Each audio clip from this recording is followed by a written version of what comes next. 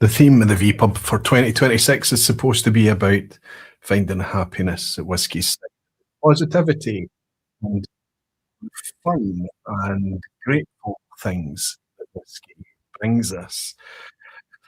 However, sometimes we have to be questioning, we have to critique, we have to be honest about the things that we experience as customers and consumers. But being honest also means that when things are going really well, we call that out too. Not everything goes well all of the time. Sometimes, most of the time, it's very much a mixed bag, and that's what we're experiencing right now. But I'm gonna just focus on us tonight. Us as a community, us as whiskey consumers, whiskey geeks, mothers, nerds, whatever you want to self-refer, the aficionado, connoisseur. As whiskey enthusiasts, we focus on us, the people that are buying our own whiskey right now, and consider where we are in whiskey in 2026. How are we finding it compared to maybe when I started my whiskey journey in 2005? Because things have changed a lot in those 20 years. I'm gonna try tonight to give you a whole plethora of examples and discussion points to talk about how we are actually, in my personal belief, living through, for the whiskey enthusiast, a golden era of whiskey. And it's my wee task to try and convince you of the same tonight. Let's see if we manage it.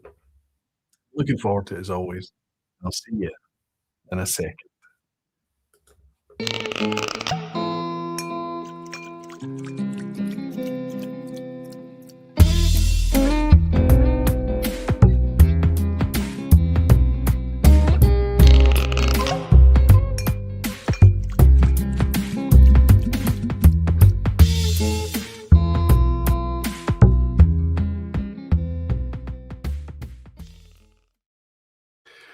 Hello, whiskey folk. Hello, everyone.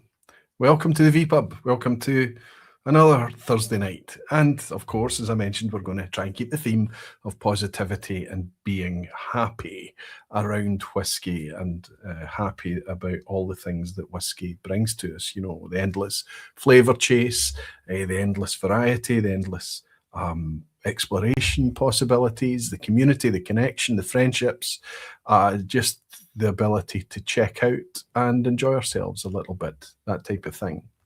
I've got a bit of a challenge on my hands tonight because I know that generally speaking, we haven't, as consumers, been treated particularly well, I'd say, over the last 5 years, 10 years or so, and we've witnessed a lot of kind of ugly things. Maybe you could even argue greedy things happening in whiskey, and it's kind of tainted a lot of the enjoyment for us, which has meant we've had to focus much more on the community side, which has only been a positive thing, let's be honest. But we're less excited about the things that maybe got us excited about whiskey when we first started our exploration, whenever that was, whether you're into it a couple of decades or more. There's some of you here tonight that have been into it for significantly longer than that, but there's much, much more of you that have come into whiskey in much more recent times, some of you very, very recent. And I think that we always have to keep a mind on that, an eye on that, the ability to, especially for the people who have been around for a long time, to help make the space a little bit less intimidating, much more welcoming, and help break it down into something that seems much more easy to understand, and very much describe whiskey in a positive light and talk about all the positive things that we've discovered in it. And by doing that, when we talk about things positively, what do you know? We end up maybe reminding ourselves a little bit that there's a lot of fantastic things about whiskey. And that's the type of things that people, when they have that kind of curious side to their personality and they're interested in whiskey and they want to step in, they need some reassurance, I think, that it's achievable, that you don't need to collect them all, you don't need to buy them all, you don't need to taste them all, you don't need to have touched every single distillery that exists. Just know that the road ahead is full of variety and it's endless. But more than anything, it's positive. If somebody's coming into whiskey in 2026, I put it to you that this is probably one of the best times that they could have gotten into whiskey. And I know there's lots and lots of people that's going to say, no, Roy, if you come into whiskey in the 1990s, you wouldn't. We were able to pick up Rosebank, aged Rosebank for £60, and we were able to pick up the Rare Malt series, and none of them were over £100, and all of these fantastic things. And you would be right. But we often look back through amber-tinted spectacles. Nostalgia has such a role to play in that we can forget a lot of the things that 20 years from now, we're going to be looking back on and saying, oh, you remember when that happened, when that came along, when that first came along, when that was available. Nostalgia and amber-tinted spectacles will take their place in that discussion as well. So let's try to be a wee bit mindful and focus on the things that's really good about whiskey now.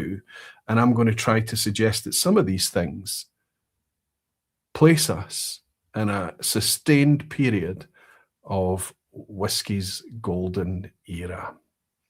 I know that I've touched on things like this in the past, the Amber Rush, vPubs, talking about how whiskey is booming and exploding and all of these things. But I came at it very much from the angle of the industry and numbers and figures and scale and size, the size of our community as well, sure, all of that type of thing. And the fact also there was a lot of negatives associated with that, and that was availability, that was prices, that was quality drops, that was all of these things that we've discussed over the years. But this session tonight that I'm sitting in front of you tonight is actually going to be very, very different. And I'm not suggesting that everything is better. I'm not suggesting that everything is suddenly available, everything is better quality, everything is better priced. I'm not suggesting that at all. But I'm going to go through some selections tonight, most of which I'm sure you've seen before on previous vPubs, but a couple of new ones making an appearance as always. And I'll give you examples, blow by blow, topic by topic, why I think it's a golden era. What do you think? Well, before we get into all of that, let's do what we always do. Let's raise a wee glass. In fact, before I welcome everyone in, I'm going to raise a wee glass for my daughter, Holly. She's a superstar, and I want to raise a glass and just tell her that I love her and she's fantastic, and I'm very proud of everything that she's achieving. She doesn't watch, but maybe we can convince her to watch this on the replay. And I want to say many happy returns to cousin Craig, Craig Dollier, who a lot of you know through the Glasgow trips and things like that. Today, on the 12th of March 2026, he's celebrating a birthday. Many happy returns, big guy. I'll see you soon, and we'll raise another glass together. Cheers. Cheers, Holly.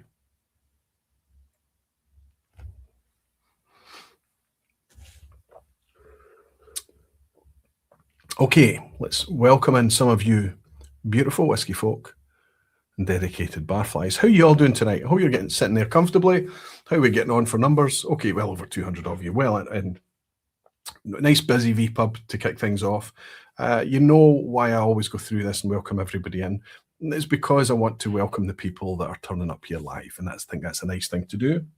But also, as I've mentioned before, it can take a wee while. It can take a minute for people to get settled, for people to get the notifications going out, to remind people that we're live on a Thursday night. So you tend to see that we peak about 15 or 20 minutes in. So it's nice to welcome people as they appear. If you're picking this up on the replay like so many of you do, thank you. I really do appreciate it. Say hello in the comments below, and I'll do my best on a Friday to jump into the comments and welcome some of you in there as well.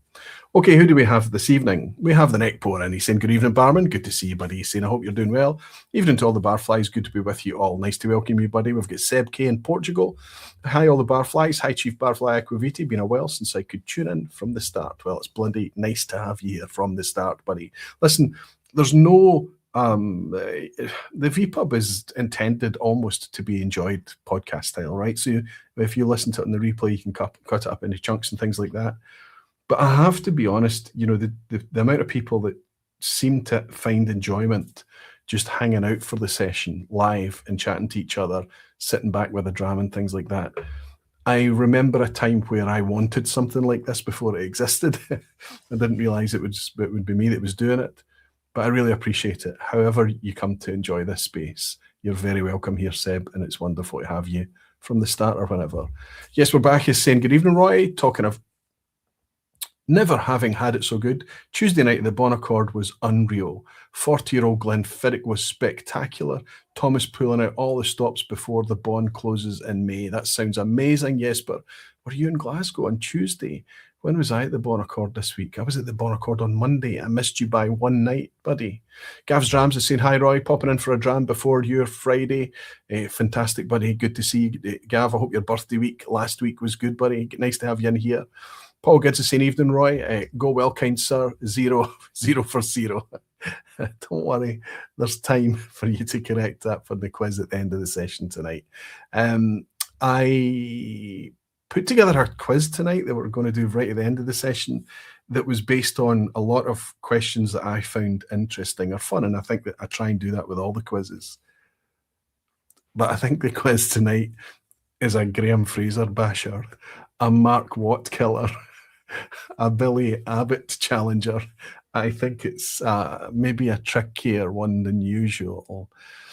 So don't beat yourselves up too much if you don't get the high scores tonight. Sometimes it just happens, and rather than go back and sanitize it and make it easy, I felt like the questions were a bit fun and I left them in.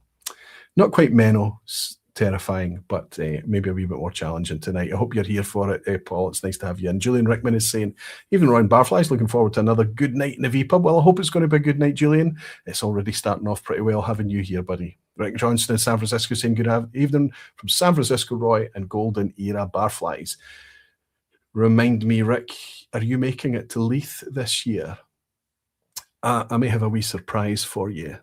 I know that you've been asking for this for a long, long time, and I did ask for your patience, buddy. Malt Brother Ray saying, hi, Roy, do you think the Golden Era is on its peak or its return? Maybe.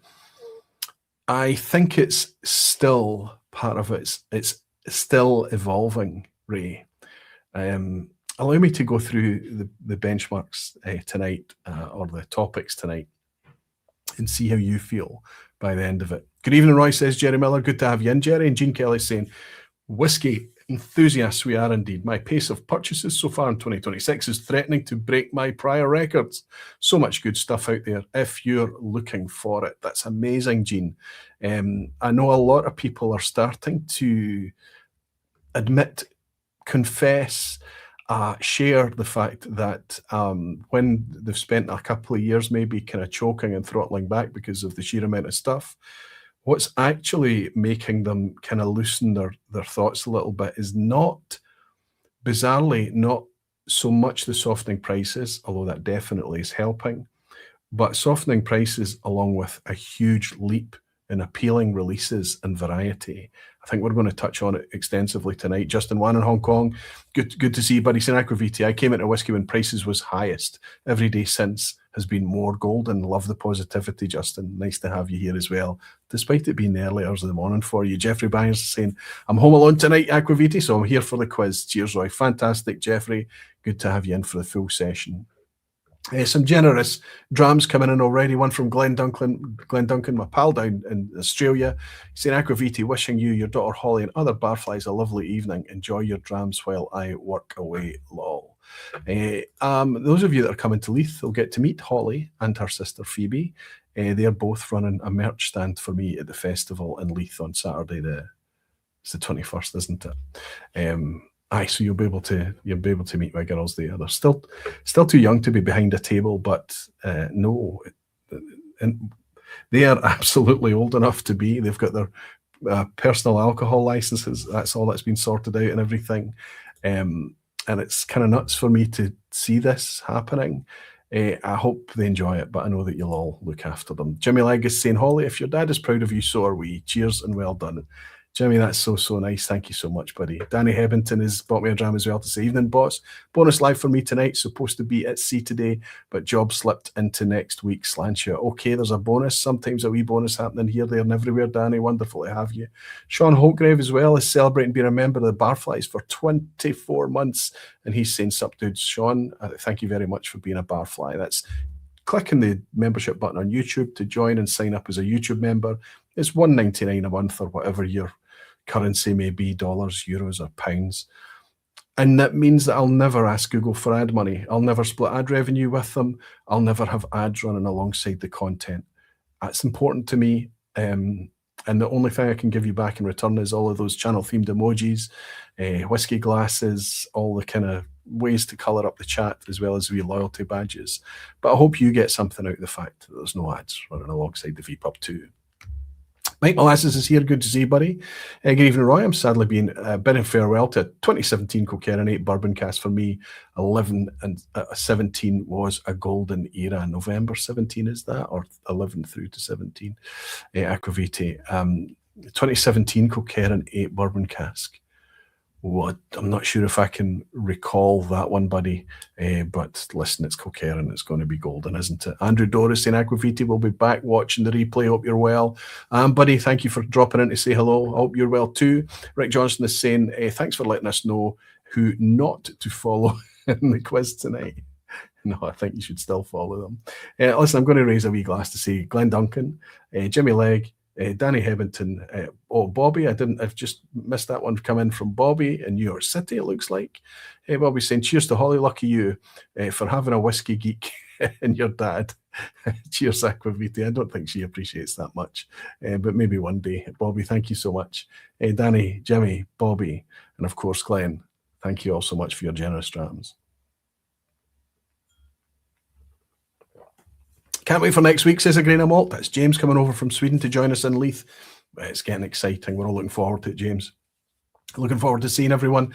In order to kind of help manage expectations a little bit, in order to let everybody know what's happening behind the scenes, not just next weekend in Leith and everything, but that'll be a huge chunk of it.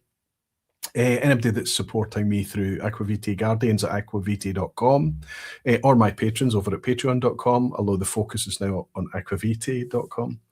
If you want to support, have a wee look at aquavitae.com and support pages there, and you'll understand what it's all about.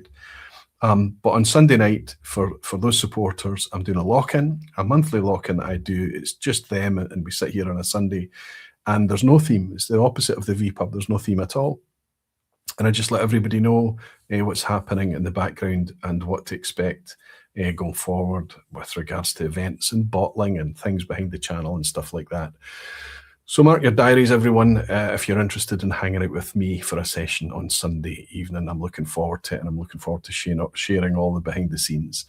Ginger Genius is saying, good to see you, John. He's saying, good evening, Roy, and all you lovely barflies. It's always wonderful to welcome you, John. Fusty Pudding is saying, good evening, Roy. Looking forward to your choices tonight. I'm sure they will be as good as the Symington 10. So you're enjoying Symington's 10, which is an amazing blend. It's just a wee bit out of reach, unfortunately. Fusty Pudding, I'd have to walk all the way around to get it, but it's on the shelf here. 30 quid. Lovely, lovely, gentle sip. Actually, gentle's not the right word for that, because there's a bit of heft about it too, right? It's quite a rich blend. High malt content and fantastic value. Glad you're enjoying it too. Big Jimmy Jazz is in saying, good evening, barflies and Aquavitae. Sorry I'm late. I need to get started with dinner. Wow, dinner. Where are we? Just checking on that. Stream health there. JC Andrews Whisky. JC Andrews, have I welcomed you before? Evening, Roy. Not going to be able to catch the whole vPub live tonight, but we'll catch on replay as usual. Just got back from a Michael Tor tasting. Was pretty incredible. JC Andrews Whisky, I wonder if you've changed your handle and I recognise you as someone else. It's nice to welcome you in it regardless. And it's good that you enjoyed a wee Billy Walker lineup with his PT Michael Tor releases. Trebleberg is saying, cannot believe your daughters are grown. They were wee girls when we met them. Hoyt, yeah. Would that have been... That's Hoyt Hemphill, isn't it? I wonder when you were over, what age they would have been. Yeah, they're 18 now. It's incredible. Ryan Sutherland is saying, Shame will be heading up the road first thing on Sunday, Aquavitae. Oh, Ryan, it doesn't matter. It's great to see that you're there. Ryan 8 Doors Distillery is going to be exhibiting. They're part of the squad this year. Make sure you drop by and say hello to the wonderful Ryan Sutherland, who will no doubt be manning the table there. And I hope, Ryan, you get a chance to do a wee circuit, because I have already heard some of the drams that's going to be brought along to the to the festival, and there's going to be some crackers to share. Gary Field is saying, just received my North Star Bothy blend, not opened yet. That's the 11-year-old Bothy blend just released with North Star and Ralphie. I've yet to try it. It's in the lineup, let's say. Martin WJ is saying, evening everyone, Aquaviti, just opened my first ever bottle of Ardnamurchan, an AD10, smells delicious. Giving it a few minutes. Martin, I don't think that you're going to be disappointed. Was it the green label or the beige label one?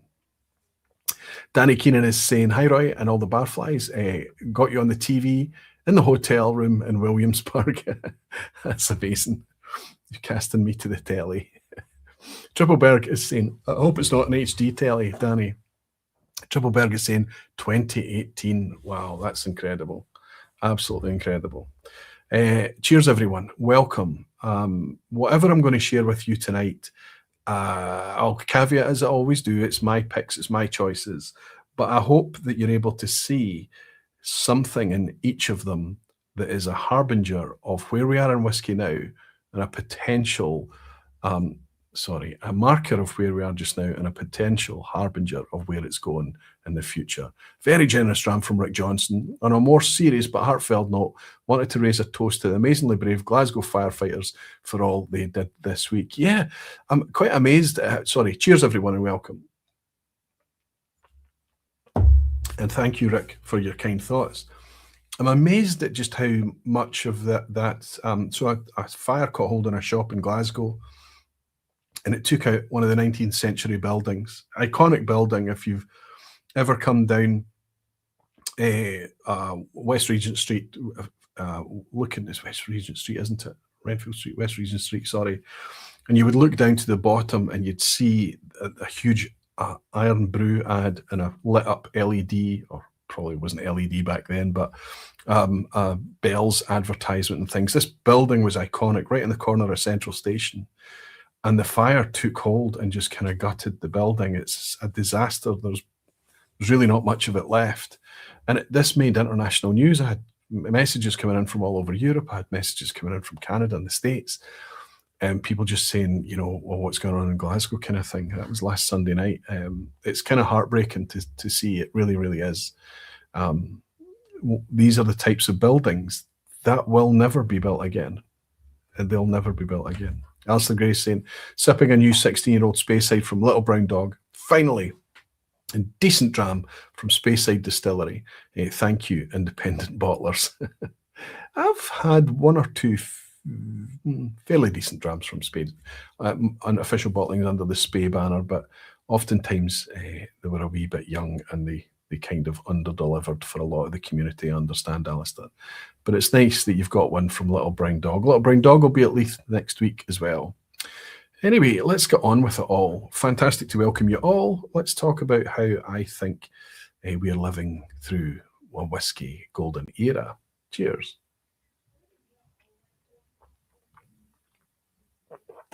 In the glass is an example of a calibrator dram, and it's probably over the course of a decade or more, it's kind of become my favorite kind of calibrator dram. What do I mean by a calibrator dram?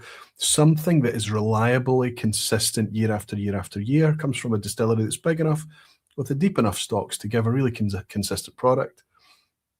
It kind of hits the spot. It's great quality every time. You can always rely upon it. And it's going to be ubiquitous and available everywhere. And that means ubiquitous and available everywhere, probably that it's 40% ABV, 43% ABV, that type of thing. But it's probably going to have an age statement, and it's probably going to be very, very affordable too. This one, I believe to be fully natural coloured, despite the fact that it's low ABV. And it's always been a favourite of mine to kind of just start things off. You're going to have some time like tonight to sip a couple of whiskies. So you want to sip this thing that you're very familiar with, kind of see what mood you're in, how's your palate sitting, is it tasting quite nice, and just kind of set the tone. Like I say, you can sometimes just refer to it as a calibrator whiskey. Anybody know what it is? Well, for me, for years, it's been Glenmorangie's 10-year-old. So a strange one to start with, you might think, right? Why is this a marker of why whiskey is getting better? Well, I can tell you that I think this is 40%. Now, this might be 43% where you are because of export strengths, but I think generally it's 40% everywhere. This is 40. But But if you were to go into the shops today, most places that is, depending on where your market is and how the supply chain has caught up, you wouldn't find this. You would actually find this. This is Glenmorangie, the exact same livery. Nothing has changed. They are identical in every way, apart from that number. This is 40% ABV still, but look at the age statement. It's suddenly a 12-year-old. Now, in the glass tonight is the one I've poured, is the 12-year-old. I wouldn't say that it is kind of revolutionary. I wouldn't say that it is twice as good as the 10-year-old. And I wouldn't even be confident that if you poured it to me and handed it to me in isolation, I would be able to tell you if it's the 10 or the 12. That's a marker of the consistent quality of Glenmorangie, I would say. But also the fact is, I say that to say this, it's not that much different.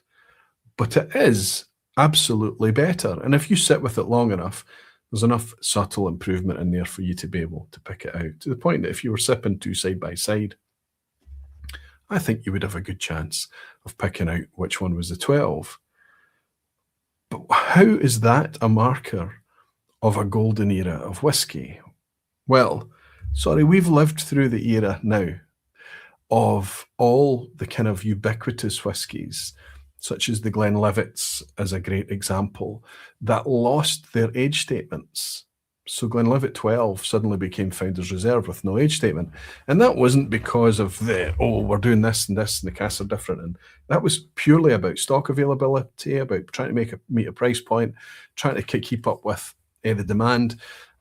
And they simply did not have the stocks available in order to do that. And they wanted to continue to keep making money, and they wanted to keep putting the product out there. So Glenlivet brought out the Founder's Reserve.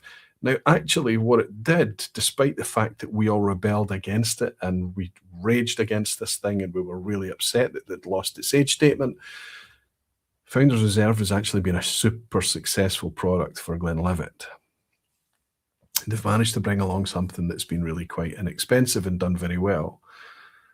But that's not the market I'm focusing on. That's me thinking about things through the industry, through scale, through volume, how much they can sell, how many million cases they can shift, that type of thing. I want to focus on this from our perspective. So when all the age statements were being dropped, we were vocal. We were very loud about it. It was online. It was everywhere. If there was a forum, if there was a chat group, if there was a community around whiskey, we were lamenting the loss of the age statement. And it was a theme, and I'd say probably from maybe around somewhere like 2009, 2010, all the way up until the late 2010s, 2018, 2019, that type of thing. And it started to change a little bit. But now it's changed to the point where Glenmorangie, without much of a fanfare whatsoever, simply switch Glenmorangie 10, that it has been a Glenmorangie 10 for decades. This is not a return to a 12. The original has been the 10 for decades. Suddenly the original Glenmorangie is now Glenmorangie 12. That is a marker of availability of stocks, availability of the stocks to be able to do it at that price point, and reacting to market demands. Most of this is sold through high volume outlets, supermarkets, or multiples, as they're sometimes called. These are the places that are selling lots and lots of this whiskey, and they're looking at a 10-year-old next to Glenfiddich 12, perhaps, Highland Park 12, perhaps, Glenlivet 12, perhaps. They're looking at Glenmorangie, and Glenmorangie are now in a position where they need to be able to step up and say, ours is also a 12-year-old. Now, despite the fact that the Glenmorangie's 10 was 2 years younger than the Glenlivet 12 and the Glenfiddich 12 and sometimes the Highland Park 12, you could argue that the quality was every bit as good and sometimes a wee bit better, and often my preference. Exclusively ex-bourbon maturation, easy, gentle, high quality. It's not going to blow anybody's socks off. It's not what it's intended to do. It's intended to be a good example of Scotch whisky, and it does that. But now they are able to put it out at 12 years old. I should be putting these banners up here. So we're now in a situation where we've Whiskey's had ups and downs over its entire history. I'm just speaking to you just now about whiskey's ups and downs over just the last 20, 25 years. As whiskey became super, super popular at the turn of the millennium, then the capacity, the stock was not there in order to sustain that long term. But they were kind of making hay while the sun shone back then, and the stocks were getting lower and lower, and it took them a while to catch up and to start increasing in capacity. But through the mid-2000s, right up until around 2020, 2022, these distilleries over that 15 to 20-year period were increasing capacity like no one has ever seen before. Glenmorangie wasn't even close to a 10 million litre distillery, and it's well over that now. Think about Glenlivet, 21 million litres, Glenfiddich, 21 million litres are too big. Macallan, doubling in their capacity, arguably more, 15 million litres, that type of thing. This is a positive from the side of the whiskey industry, but less so from our perspective. We suffered a little bit. Because they were struggling to keep up with demand, we saw an active drop in quality. We could taste it, whether it was marked on the label or not, whether it was a drop of an age statement or not. We could taste things were changing. We could taste that maybe some of the older casks or older stocks that they once upon a time in the 1990s or earlier would have been putting into the vatting in order to put the product out there. They were not doing that anymore because it's too expensive to do that now. Those older stocks are much, much more precious. We witnessed the changes. We also witnessed a change in availability. Glenlivet 12, for example, maybe 20 years ago, you were picking up a bottle of Glenlivet 12 and suddenly that wasn't available anymore and you were faced with a non-age statement product.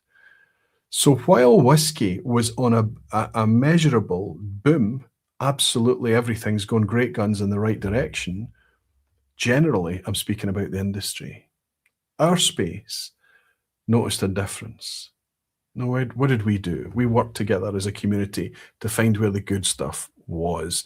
We found out the official bottlings that were bringing good quality and good value. We swung to independent bottlings, independent distillers, much smaller brands that we'd never seen or touched before. We shifted our focus when we had that perceived loss or drop in quality. What we're seeing now is a reversal of that to some extent. Not everything is reversed, but a majority of it is. We can see that the numbers are down. Now, the SWA just published some figures recently, and I didn't get to see the figures, but over at Dave Broom's website, the Whisky Manual, there's an article talking about kind of the general clouds for Scotch whisky clearing. And one of the things that he points at are these numbers. And when you look at the numbers and how they've been affected in recent times, you can see that there is a drop, but not nearly the drop you might imagine. Nothing like the drops that we've seen in share prices and things like that. Again, all of that is focusing on the industry side of things. And sometimes we can get a little bit distracted doing that, can't we? Rather than focus on us and what we're enjoying in the glass and what we're enjoying as a community and what we're enjoying from independent distilling and independent bottling and all of that stuff, we get dragged into this, oh, whiskey's crazy doldrums scenario. And it's really none of our business when you think about it. The reason that we're interested in that is because we're interested in things in general news. And we're also wanting to work out how that will affect our whiskey experiences going forward. It's perfectly natural, and I talk about it often on the vPub. But tonight, if we look about how things are switching in our favour as enthusiasts, it's got nothing to do with any of that. The reason that we are able to enjoy much better quality today, I will argue, is because there are much more producers than there has ever been in the past that is focused on bringing malt whiskey at high quality for malt whiskey's sake. These are not distillers that are making the majority of the product to go into a blend. These are not distillers that are just trying to keep the shelves as full as possible and become the biggest brand and the best-selling brand globally and things like that. That's not in their remit. It's not in their business structure whatsoever. They're interested in doing something different that didn't always exist. They're interested in putting flavour and quality forward. Another thing that Dave Broom talks about in his article, previous article, sorry, is to talk about making whiskey tasty again, making whiskey delicious again and things. So you can see the way that Dave Broom's language is going around whiskey as well, that he is also focusing on things that are actually better if you're a whiskey enthusiast. If you're a CEO, if you're a shareholder, if you're somebody that's tasked with building business and selling as much whiskey as possible, then things are probably quite challenging right now.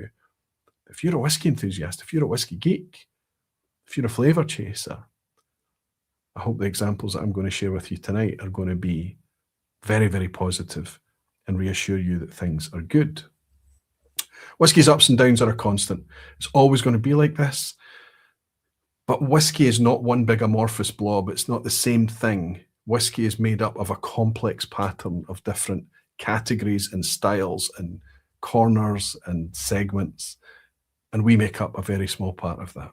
Anyway, Glenmorangie, I would argue to you, to be able to do that is a marker of things getting better. If you think that was low fanfare, if you think that was a stealth release, what about this one?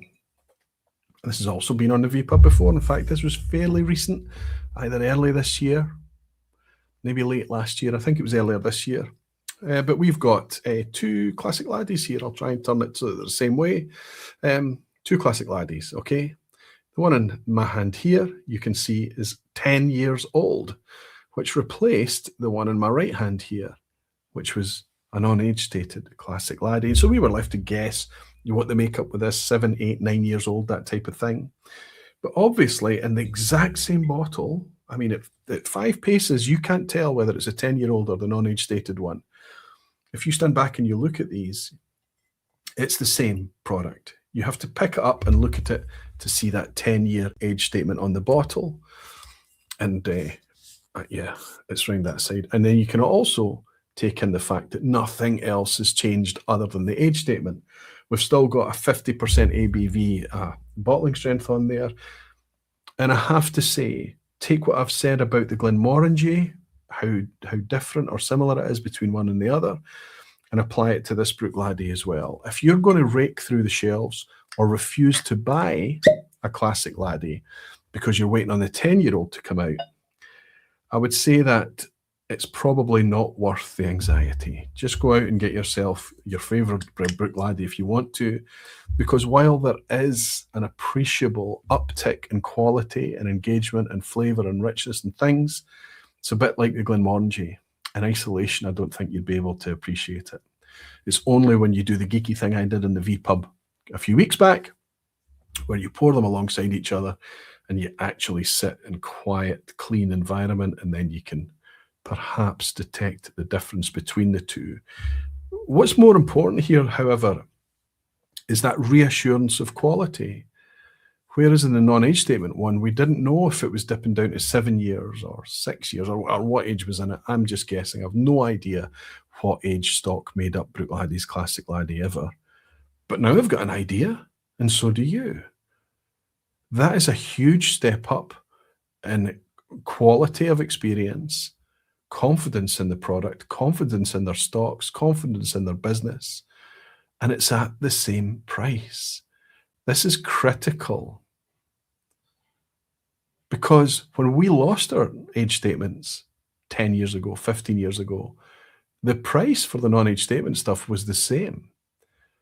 Sometimes it even jumped in price a wee bit because it was a new product. They're keeping the prices the same.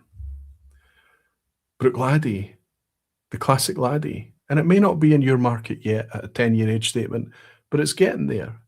As the warehouses are depleted, as the retailers are depleted, as your home collections are depleted, it'll soon, very soon, be replenished with an uptick, another marker, I believe, of whiskey's golden era. I've come to love, and I'm loving Bruichladdich more and more. I think their consistency, their purity, their precision, the quality of spirit, the creaminess and the maltiness, there's everything I think I'm going to say another word as well. Their consistency of product is becoming so reliable. It's not just one for the geeks anymore. It's not just one for the Bruichladdich fanboys and aficionados. Bruichladdich is a buy on site most of the time for almost everything. The quality that's coming out of them right now is literally their golden era. It's the best it's ever been. Scott Monroe and I sat at the Whisky Club on Monday night talking about Bruichladdich 18 and how we complained, both of us, about how expensive it was at £150, but then immediately admitted, both of us, that at the blink of an eye, when it became close to the bottom of the bottle, we just went out and bought another.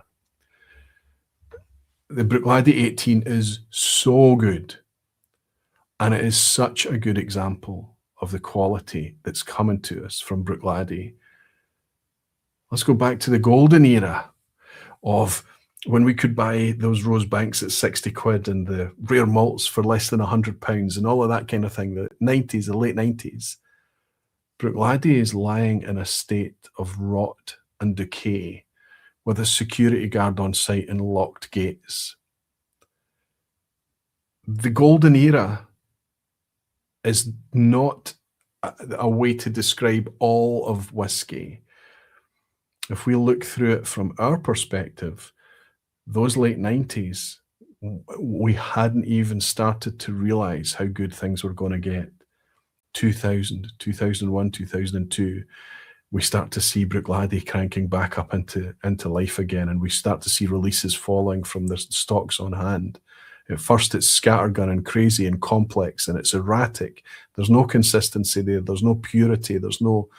It's a very, very typical, here's what we have, releasing lots and lots of different things. Some of them were epic, some of them were non-drinkable. I've had Bruichladdich from the past. We talk about lactic spirits. These are undrinkable lactic spirits, often from indies, if I'm honest. But that doesn't happen with Bruichladdich now. Bruichladdich is gorgeous. This one, it's got, the first thing I know is I was looking for the creamy malt, but the first thing I greeted with was nice kind of apples and pears. But the malt is there. The creamy malt is there. It's nice and cool on the nose tonight. It's very inviting. There's a bit of almost like a Madeira sponge cake note, a vanilla. It's ridiculous to talk about a creaminess on the nose, but I know that everyone that's tuning in tonight that's ever had their nose in a glass of whiskey for long enough, I'll know exactly what I mean when I talk about it. Noses like it's creamy. It's almost like it makes you think about Horlicks. It makes you, it's an oat drink, I think. Oh, Horlicks is oat? I think it's oats, isn't it? No, it's malt. It's malted, sorry. But it's like this drink, this grain-based drink. It makes you think about porridge, about cereal. But it also kind of takes me outside. We've got grassy fields, an outdoor cool feel to it. Completely unpeated. If you dwell long enough, there is a tiny little bit of a hint towards it's lactic, but it's not lactic in any kind of, it's lactic in that way that I love to taste it, like a creamy, almost sometimes can be a little bit of a kind of petit filou type yogurt thing, like a daffmill. A wee bit of stone fruit too.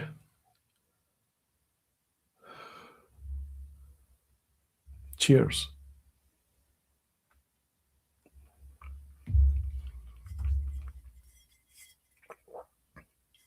%50 ABV. Pitch, perfect. There's an oiliness that comes along with that ABV. The weight is intact. Beautifully pure, precise, natural, oily, thick whiskey. I don't feel the need at 50% ABV to go anywhere near a drop of water for this. I think the alcohol on this is completely integrated. I think that it's benefiting hugely there. By the older it can be, the more that's given a chance to happen. I immediately want to have another sip of this. Very Moorish, very subtle, very pure, high quality, malt whiskey.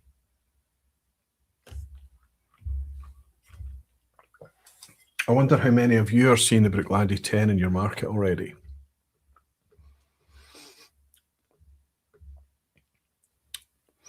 Helpin is saying hi. I should have known that you would mention the laddies. Well, that's good that you're thinking about it. Seb K is saying, I first tasted the Laddie 10 at the distillery in 2012 and loved it. And I still have one of the old Laddie 10s lying around somewhere. This is what I'm talking about. Bruichladdich was one of those where the classic Laddie was a 10. I don't think I've got it now, but I had a classic Laddie 8-year-old as well. There was an 8-year-old on it for some markets for a while. But eventually the classic Laddie just went to an on-age statement for so long. Well, now it's come back to what it originally was back in the day, Seb, right? A 10-year-old. Dr. Bransoni,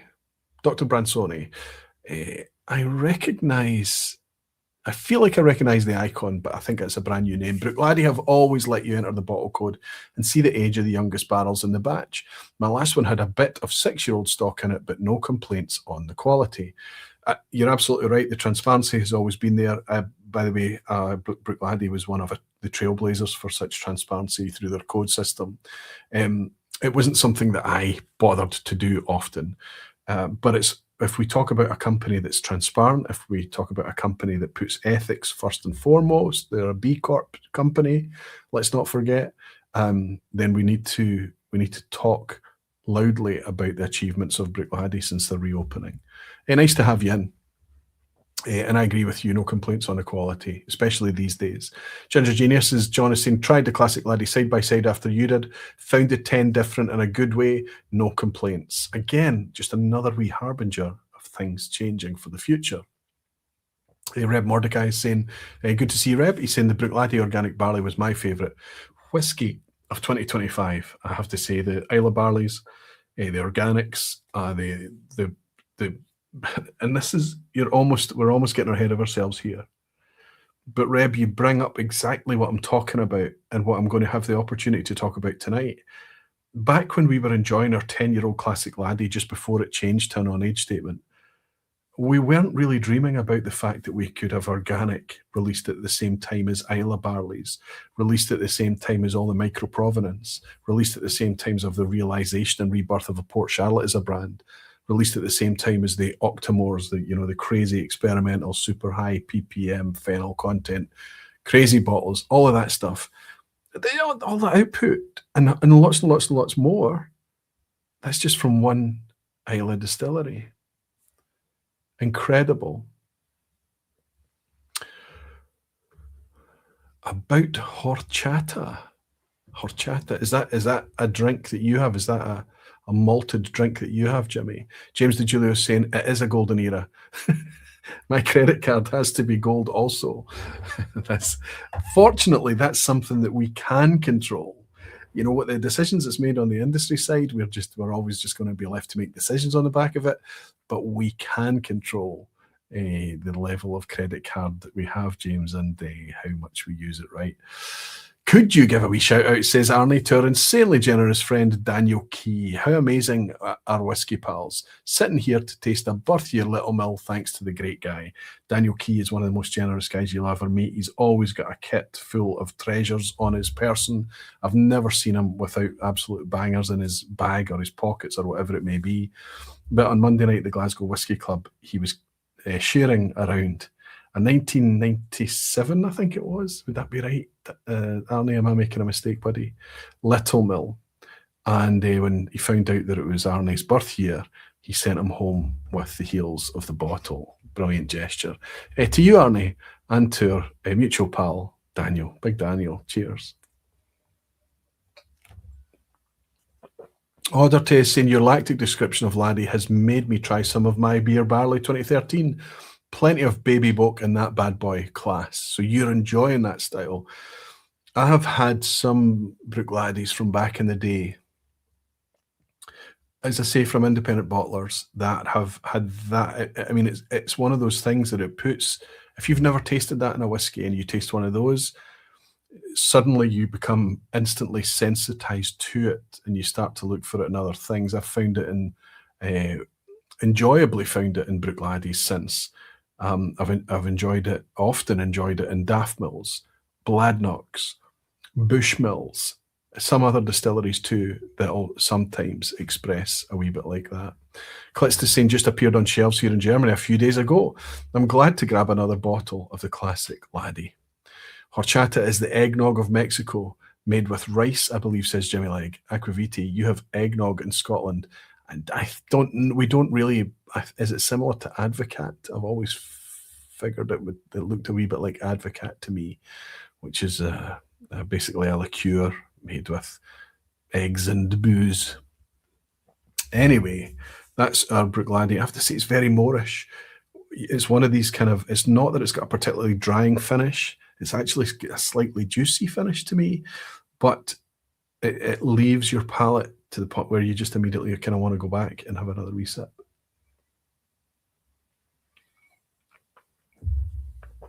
It is deliciously pure. So we've talked about, I completely forgot that I had laid out my banners tonight to keep me up to date. But we've talked about our increases in quality, and it would be anecdotal if we just looked at whiskey and I was to say to you, I think the whiskey that I'm able to buy today in 2026 is better quality than it was in 2016 or 2006. Not only would it be anecdotal, but I think it would be misrepresentative. I don't think that that's true, because all through the years in the past, the quality of what's been available, there has always been wonderful, exceptional, fantastic quality bottles.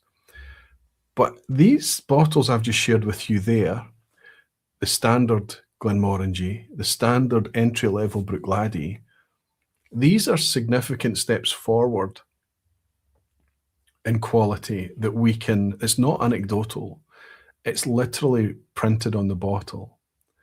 It's a transparent statement of how they are in a better position to give us that. And neither of those increases in quality brought a higher price point. Not for us, the punter, not yet. Don't know what's happening wholesale behind the scenes. I don't have any insight. I don't really mind tonight whether that's the case or not. But we perceive it, not anecdotally, but as factually a statement of an increase in quality. Doodle Drama saying 1991 it was. 1981, I was being complimentary, wasn't I?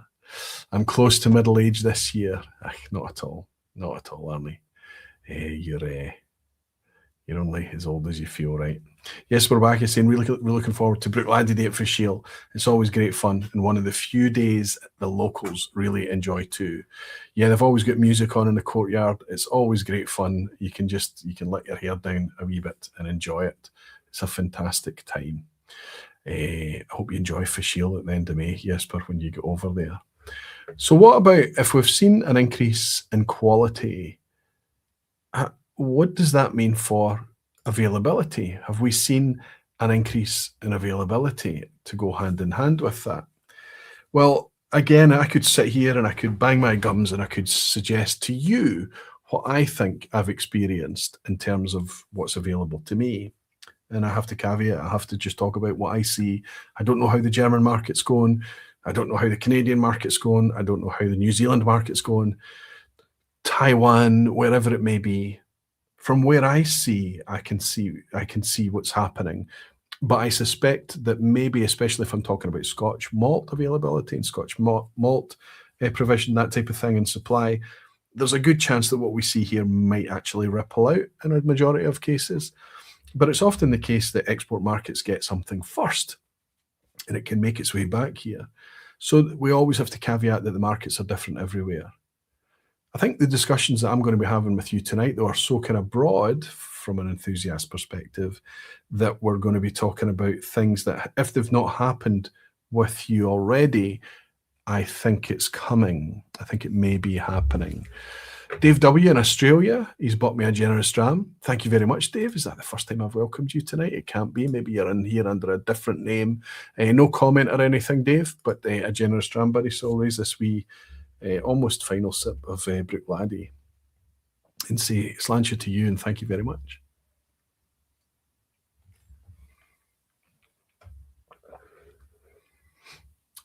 I've also missed one from Frank. Frank, which Frankie would that be? Aquaviti, thanks for all you do. You're golden. Frank, you can come back again, buddy. Thank you so much. Rimbald82 is just signed up and joined to be a member of the Aquaviti Barflies. Thank you very much for your support and welcome here. Although by the colour of the barfly, I'm going to suggest that you've been a barfly in the past and you've just signed back up again and picked up your coloured barfly again. Nice to have you back if that's the case, buddy.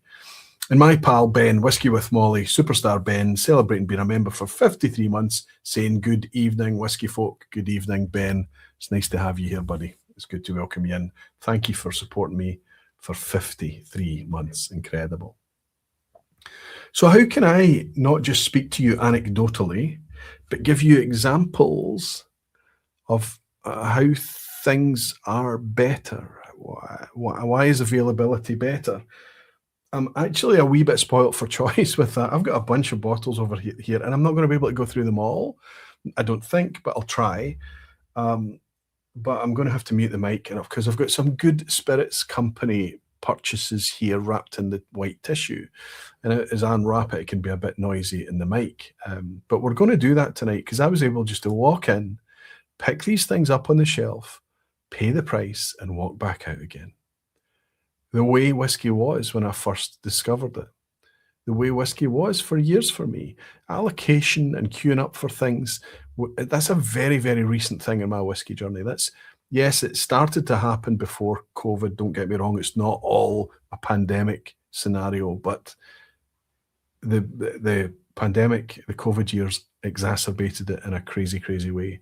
Pepe Bruno 1672 has said, I'm glad to be able to catch the live this time, Slantia. He's bought me a wee dram. Thank you very much, Pepe. It's wonderful to have you in. It's wonderful to have you live. It's wonderful to have you buying me a wee dram too. And a wee comment while you're here. Pepe, welcome, my friend. Thank you for your generosity. Cheers. But recently, you go into your favoured bricks and mortar spirit specialist, whoever's close to you, or have a wee browse online and things, and you realise that's still about. The biggest reason for that, I think, is that people have stopped the hoarding nonsense, right? We hoard because we like to keep our favourite bottles. We hoard because we have an over-accumulation of flavour exploration and things. But what happened over recent years is people were hoarding because they felt like it was an asset and they could buy that wee bottle, tuck it off to the side, and then when they needed a bit of money in the future or they wanted to pass something on to somebody as an heirloom, they could have this bottle of whiskey that would suddenly have quadrupled in value and nonsense like that.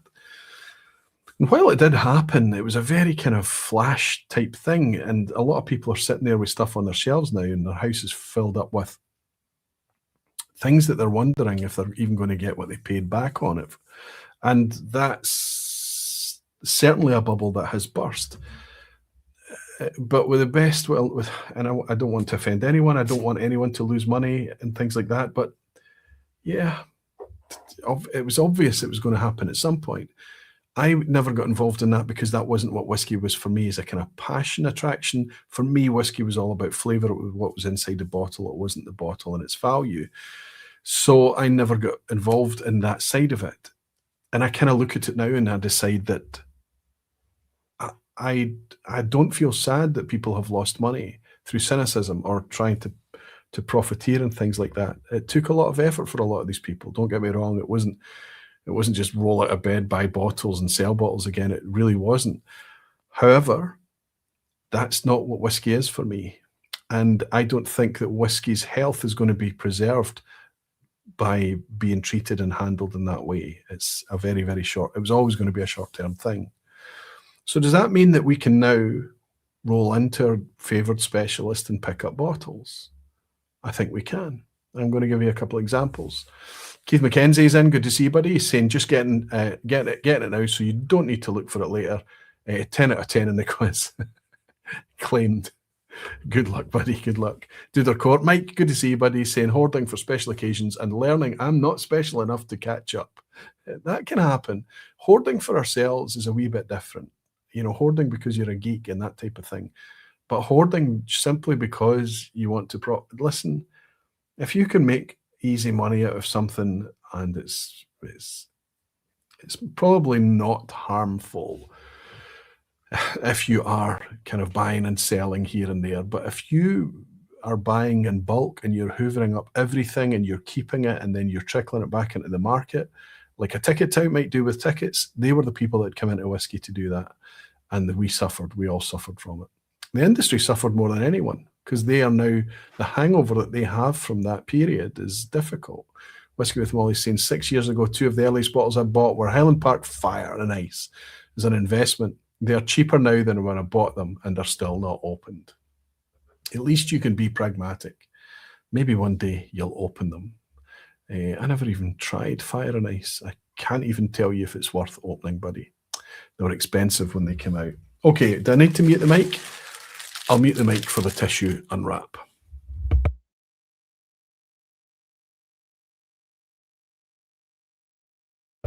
One.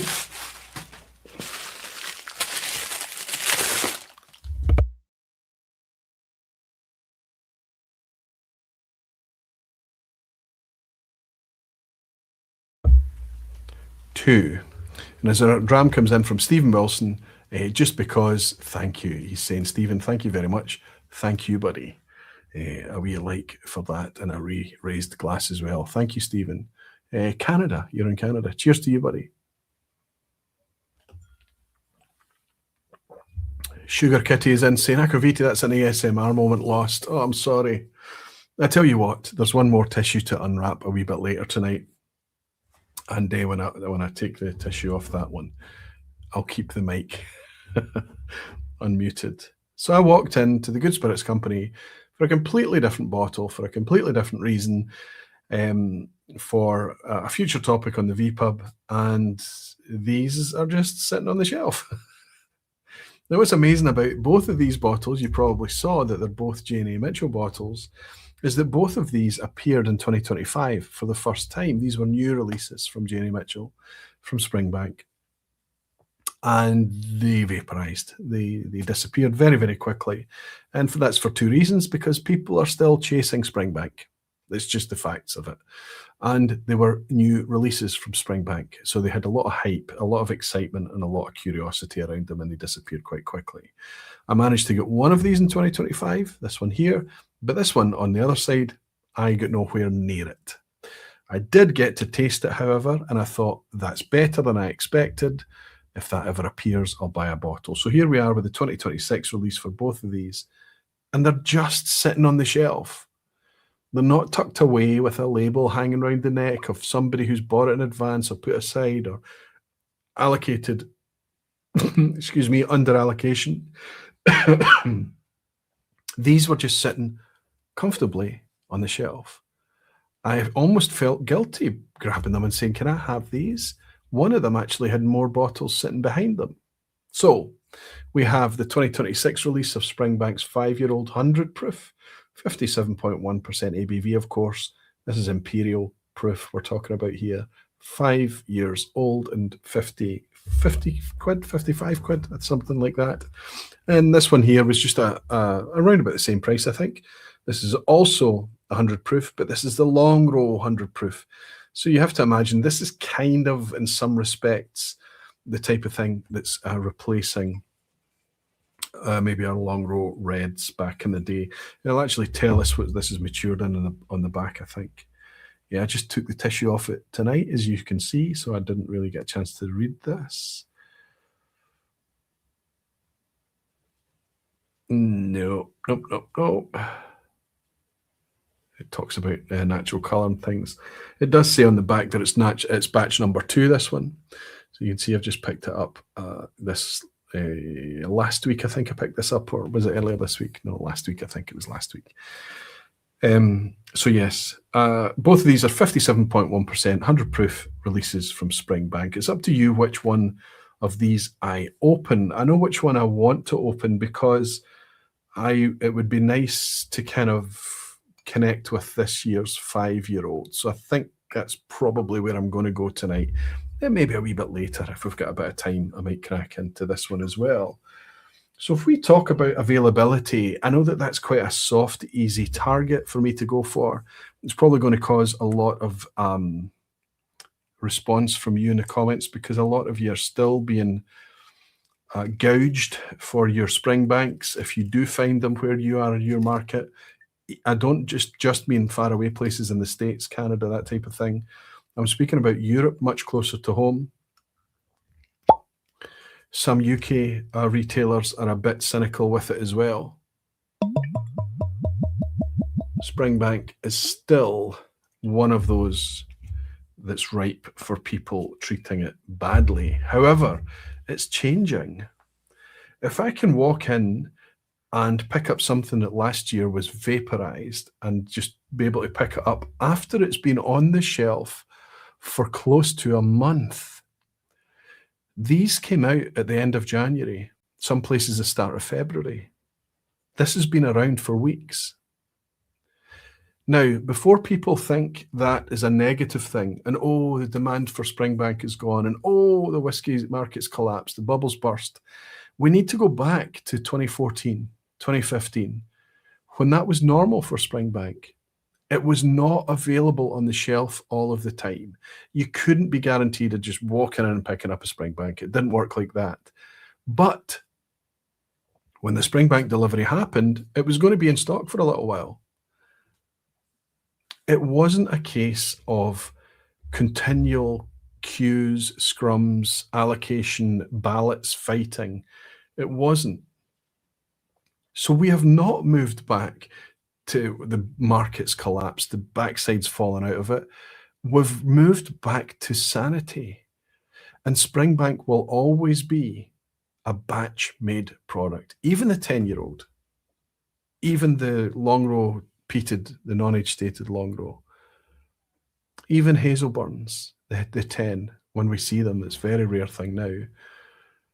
It will always be a batch-made product. It's going to be there, and then it's going to disappear, and it's going to come back, and then it's going to disappear. However, we are now back in a time of increasing availability where we've got a much, much better chance of picking it up. And that means for those of us who rely on secondary market to get a hold of these things, especially if we need it to be exported to us, we've got a much better chance of picking it up at a much fairer price, because people realize that the opportunity for profit that was once there is not there anymore. Now, of course, I'm not sitting here casually picking up a Springbank 18. That's going to be much trickier. I'm not sitting here casually picking up a 21 or a 25 or a local barley or a 12-year-old cast strength even. There's lots of other Springbanks that are still in high demand. But if you found them hard to get a hold of a year or 2 years or 3 years ago, know that in the future, even if they're difficult to get a hold of, you're going to find it a bit easier. Harrow's saying Springbank 5-year-old and Kilkerran peated you can also get here from the shelf, but not the Longrow 100 proof. But if you know your local shop staff, they got me this and the Kilkerran 8-year-old. It's building relationships, isn't it, Harrow? David is saying FOMO alert, lol. Graham Fraser saying evening, Roy, and Aquavita and Barflies. I'm in Edinburgh this evening, drumming at the Belfry and the Ensign Ewart. Will be nipping out as I move on until my train at 23:35. Hope everybody's good. And I suspect the Graham Fraser Smasher quiz that we have tonight, he's going to need to participate in from the train. See you a wee bit later, Graham, and enjoy your evening. Justin Mann is saying, I've got to see a similar price. I'd pick up the Springbank 10 over the 5-year-old every day of the week. I hear you. I would also suggest to you that it's a different thing. And I've talked at length for a long time now how the difference in price, despite what we've been conditioned to believe, is not the years of maturation in a warehouse. That's pennies per litre per year. It's very, very small. The difference in price is availability. The difference in price is lots and lots of things. However, 5 years, from 5 years to 10 years, the difference in quality, the difference in maturity is obvious. Can I share with you that I've loved 2025's 5-year-old Springbank? I keep using the word purity. It's a wee bit vocal. at 57.1%, it is very, very spirit forward. But sometimes I am in the mood, that's what I crave. I want something that's kind of got the full texture, it's got the full impact, it's got everything. It is maybe a wee bit more simple than the 10-year-old. It's not as rounded. It's certainly much punchier at much higher ABV. Remember, the 10-year-old, there's much less whiskey in that bottle at 46%, but it is a gem. And if we've got something that exists today that didn't used to exist, what we're talking about there is a huge increase in variety that we're going to move on to. But anyway, we've got the new 5-year-old 100 proof in the glass. I'm actually tempted to reach for the old one, but we'll just go on this on its own.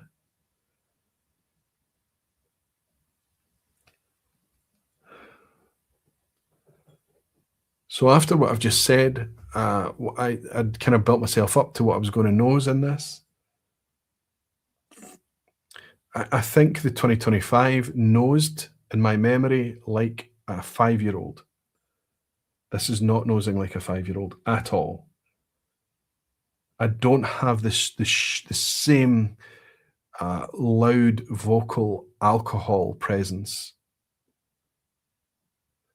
that I don't mind, but I'm quite impressed actually that it's not here. It's not as obvious on this one. Now, bear in mind the usual caveats apply. Neck pour, you've literally seen me just open this in front of you tonight.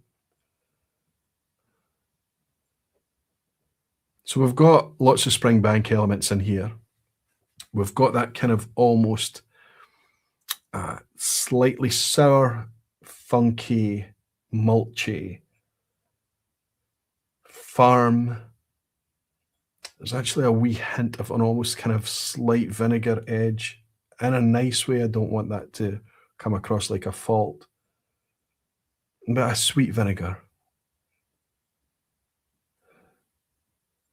Like a fruit vinegar. Lots of malt. But there's a big fruity punch here. Stone fruit, ripe fruit, sweet grapes, sweet melon.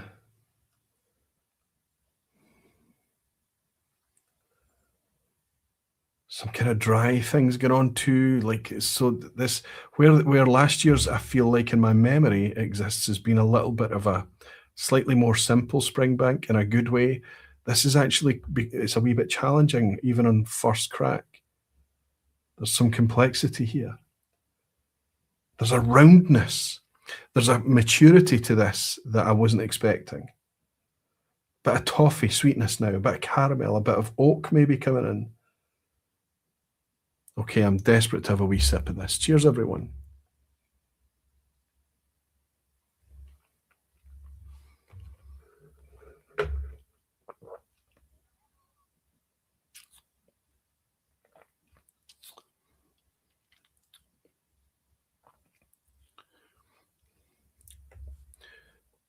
Okay, this is higher ABV whiskey. It tastes higher ABV whiskey. But I'm not sure you'd be saying that this is 57.1%. It still presents as a younger Springbank, no question. I don't want anybody to be thinking they'd be picking this up and tasting something that's a little bit like a 57.1% ABV 10-year-old. But what we have here is a very, very pure, clean, precise, naked example of what Springbank is. You can, all the things that are enhanced by the use of some sherry casks in the mix, whatever it may be, occasionally in the 12-year-old cask strength, we sometimes get rum casks and all of these things in there as well. None of that is in play here. This is pure, raw, fresh. Fresh is the best word. That's the word I'm looking for. Fresh Springbank.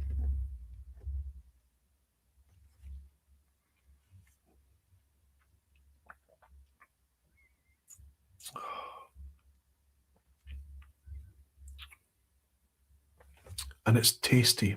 It's delicious. The spirit side that's coming in, sometimes we confuse spirit with alcohol burn. When I talk about spirit, it's not because I'm getting alcohol burn, because I am not. I'm talking about if you've ever chewed on a glass of new make spirit, all the kind of sweet, kind of raw, kind of confectionery fruits that you can get from it, all of the kind of malty side, all of the barley side of things, that it's in here. But there's a little bit of sweetness and development and cask influence, but it's bringing along this kind of really, fresh is the best word, fresh Springbank.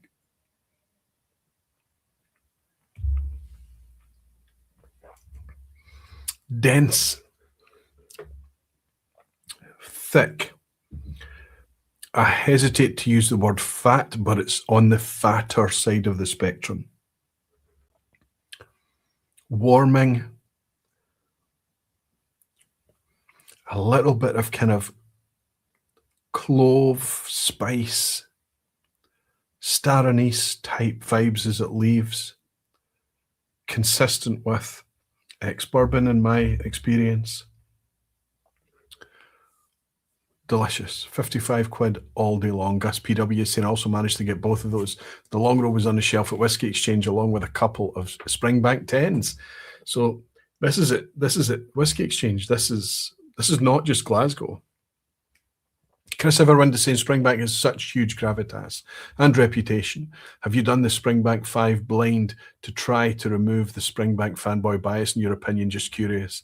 I think Springbank has, but it's also one of those, Chris, that it is so unique that, you know, I'm not saying it's going to happen all the time, certainly not for me, but anyone who's been around whiskey for long enough, there are a few single malts, there are a few distilleries out there that when you get a classic representation of their style, it just stands out and you can immediately nose and taste and say, oh, this is from this distillery. And I would say that Springbank is one of those. And I would say that this, on any night, as long as that you were in a good state and a good condition, your palate was in a good condition and you were nosing and tasting things fine, I think you would nose and taste this and say, Springbank, easy. Now, it would be good, I think, maybe for another night if I sit down with the last year's 5-year-old and this year's 5-year-old, because it would be nice and on theme for tonight, talking about this golden era of whiskey development, right? If we saw things getting a wee bit better. Now, that's not because the whiskey it's always going to be a 5-year-old, a 5-year-old, a 5-year-old, right? Released annually, potentially.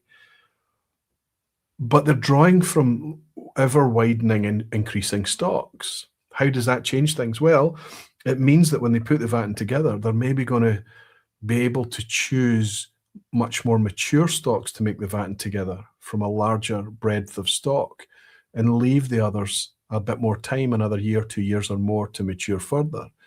So it should get richer. Also, they've got the opportunity to go back and take older stocks and put some 6-year-old or goodness knows a 7-year-old casks into the mix in the future, or whatever it may be, in order to develop and round out and make this a much more mature product in the future. Remember that Springbank started its expansion around about 2018 by putting on extra shifts and employing more people and more capacity from the malt floors right through the distillery. So we're seeing the fruits of that manifest now with releases like this coming along. And I suspect, knowing Springbank, they should only get better. A dram being bought for me by Tim Pills. Tim, you superstar. Thank you so much for the generous dram. He's saying, cheers, Roy. Loving the current Springbank 100 proof. Fantastic. I'm glad that you're enjoying it too. And I'm glad that you think it's something that I'm very, very happy that it's available, that I can go in and buy it. I don't have to search for it, or I just happenstance. I just happened to go in and it was there, and it's like, okay, I'm going to pick that up. The Springbank new make I had standing right by the stills was exactly mesquite barbecue aquavite. Well, you know me, Jimmy. Springbank is one of those that, for me to nose and pick out smoke on a Springbank, it would have to be amongst a flight of absolutely nothing else smoky whatsoever. I'm not picking up smoke from this, but I don't doubt for a second that the majority of you hanging out in here tonight, there's maybe a bit of smoke.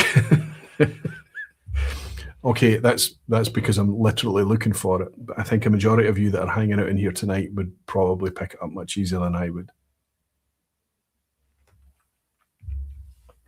I've been enjoying the Ardbeg cast strength over the last week. Perhaps a wee bit too much. Jeffrey Bangers is saying, let's hit the like, people, if not for Roy, for Springbank. Thank you, Jeffrey. It does make a big, big difference. That YouTube likes the likes. I like the likes. I like the reassurance of the likes, if I'm honest. But I think people coming in and wondering why would I sit down and watch a 3-hour-long stream on Whisky. I think the likes are a reassuring thing for them. People see that it's legitimate content. Hellswood's in. Good to see you, Helen. I think you've got an early day tomorrow, have you not? And lovely barflies. Heading to bed. Andy's got a very early start tomorrow, just as I predicted. Heading across the border to see his mum. Here's to seeing you next weekend. Fantastic, Helen. Listen, happy travels for you and for Andy, and I hope everything's good with the family. Jake Lockhart is in. Jake, that might be the first time I've welcomed you. It's nice to have new names in. Why do you think the Longrow 100 proof is NAS? With the success of the Springbank 5-year 100 proof, does this mean that we're talking 3 to 4 year old whiskey? Why so young? It's interesting, Jake.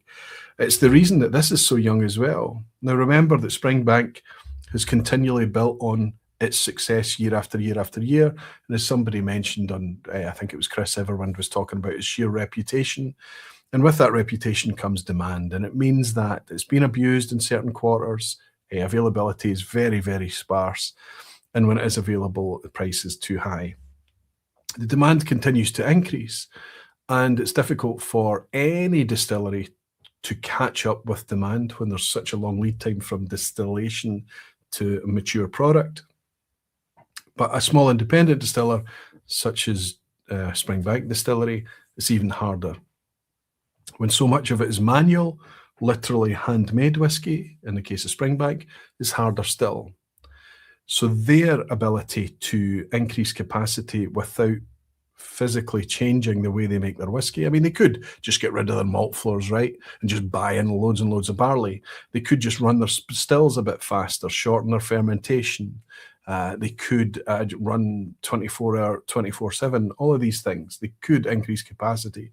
But Springbank chose stubbornly, as is their way, not to do that. The way they increased capacity was by hiring more people to put on more shifts and to rebalance the whole distillation without changing the distillation. So what they did is through 2018, I think roughly 2018 until today, they've been able to build up and make more whiskey than they have in the past, to the point that now they're investing in warehouse space, which is a nice symptom of the success of them being able to fill more casks and increase their production. But it takes a while for that to get to us. So now we're seeing the fruits of that in a 5-year-old Springbank. If you're talking about the Longrows, the Longrow Red series was mature stuff that they'd been laying down into wine casks, whether it was Cabernet Sauvignon, whether it was Malbec, yada, yada, yada, lots of different wine casks over the years with an age statement, you're quite right. So now we get 100 proof. This is an homage to bottlings from the past from them, by the way. But now we have something that's a bit different. Instead of just having the peated 46%, we've got a high ABV Longrow. Now, there's always been a demand for that, hence the Longrow Reds over the years have always been at cask strength or close to cask strength. But all the age-stated Longrows were all 46. So in order to sustain or to sate the demand for higher ABV stuff, they've been able to do this product. Why so young? Why non-age statement? Why 100 proof? Well, the peated has always been non-age statement. We've not had a problem with that, right? They've not gone back to a Longrow 10-year-old or something. Like I think I've got a Longrow 10-year-old here. There's an old 10-year-old from the past, but I'm going to suggest to you that this is about more than 20 years old, this bottle. It's amazing how similar the labeling is, right? In fact, you can see here it's a 1993 vintage. So this was bottled in 2003, 2004, something like that. They've not gone back to a 10-year-old yet. But in the interim, they've got this stock on hand that they are confident about putting out in a non-age stated bottle at a higher ABV. Now, if you want, Jake, maybe a wee bit later tonight, I'll crack this open. It does have a kind of magenta pinky hue to it. Can you see that? And I don't know if it's just coming from the flashes on the label, but it does look in colour a wee bit like the Longrow Reds of the past. So there may be some wine cask in the vatting here. I think that that's what's happening. Maybe at some point in the future, you never know. Maybe they'll be able to catch up. Maybe we'll see a Longrow 10, coming back on sale, but we just don't know. Lol, says Jimmy, like, you are mildly suggestible. I think I'm often extremely suggestible. Greg's Whisky Guide is saying, hi, Roy Aquaviti, on mostly listening mode tonight, but just wanted to know which batch of this Springbank 5-year-old 100 proof do you have? Me very happy with my 11/6/25. Is this June or August 2025 one? So this one is, you want me to look at the code on it. I've just picked this up. So this is bottled 13th of November 2025, but distributed out into the ecosystem, the whisky landscape, in late January, I believe, of this year. So I hope that helps, Greg. And we should remember that there is a disconnect from what's released to how they bottle it.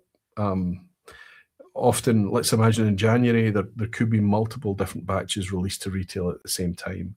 Not always, sometimes just singular session, but often they'll do different bottlings at different times.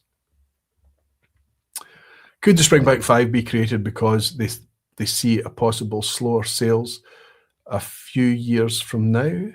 See, it's interesting how we're so cynical about that. Sure, James, that's possible. I don't think so.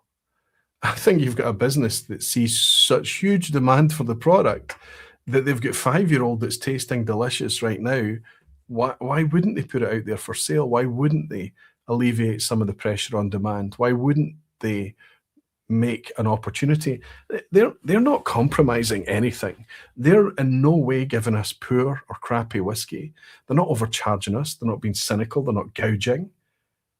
They're just saying, look, there's a demand. We've got stock here. We could try and set the demand. And by the way, this 5-year-old 100 proof is actually an homage to a product from the past as well. Try Springbank 5 and Campbelltown Loch head to head, says Gav Strams. Is that something you've tried, buddy? Doodle the Drama saying, I'm glad you stopped listing wine casts after Malbec Cabernet Sauvignon, or else we would have lost Petehead from the lounge tonight. I know, there's quite a few of us that are affected by wine casks. Ginger Genius is saying, don't Ardbeg do the same with the Wee Beastie? Which would you choose? I would choose the 10 over the Wee Beastie, definitely.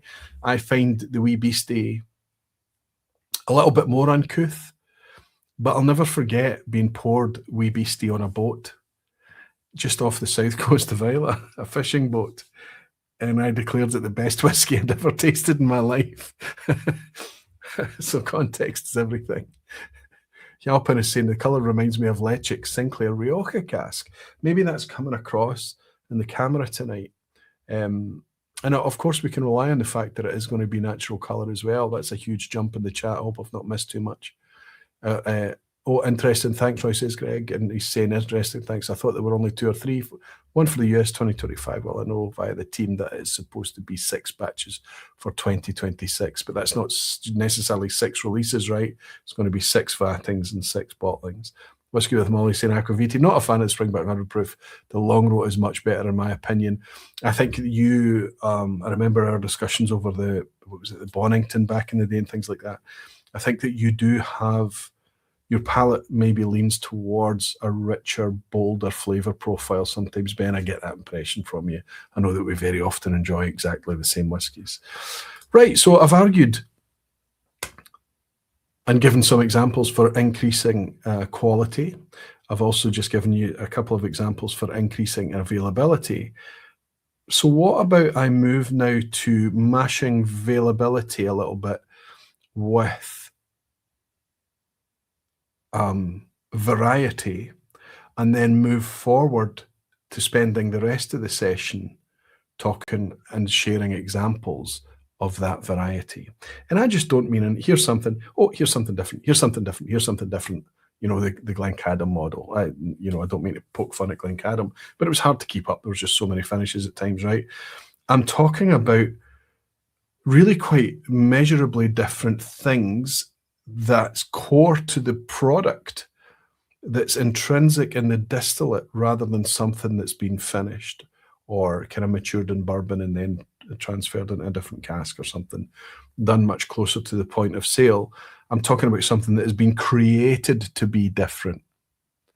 Because if we're in a golden era of whiskey today, surely we've got examples of the ability to taste things that have been created to be very, very specific. But before we get to that, let's try to share with you a couple of milestone whiskies from one of our favourite distilleries that you can still buy today. The clamour for this has abated.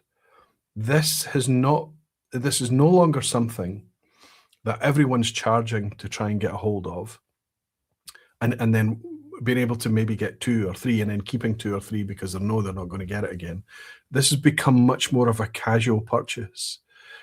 This has now moved, it's transcended being this hype bottle to becoming something that is appreciably core range and a marker of the maturity of that distiller.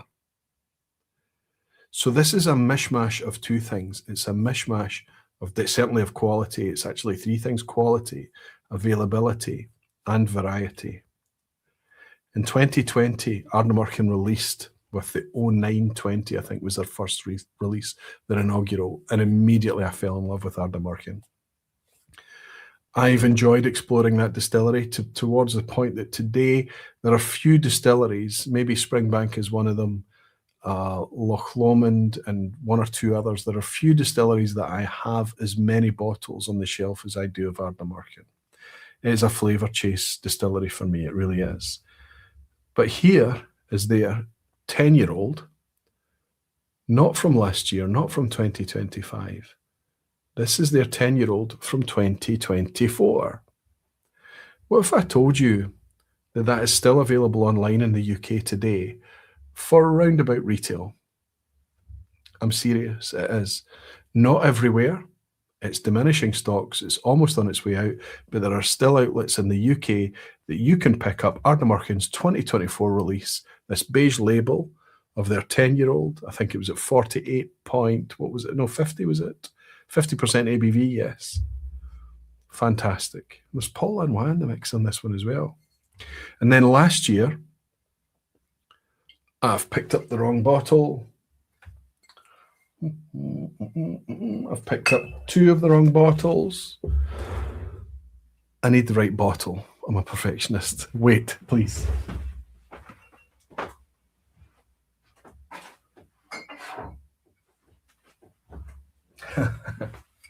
I picked up, accidentally, the cast strength, the latest cast strength release. It's very similar colour label, right? And then I looked over here, I said, oh no, it's another one. But no, there's another one that's a similar coloured label.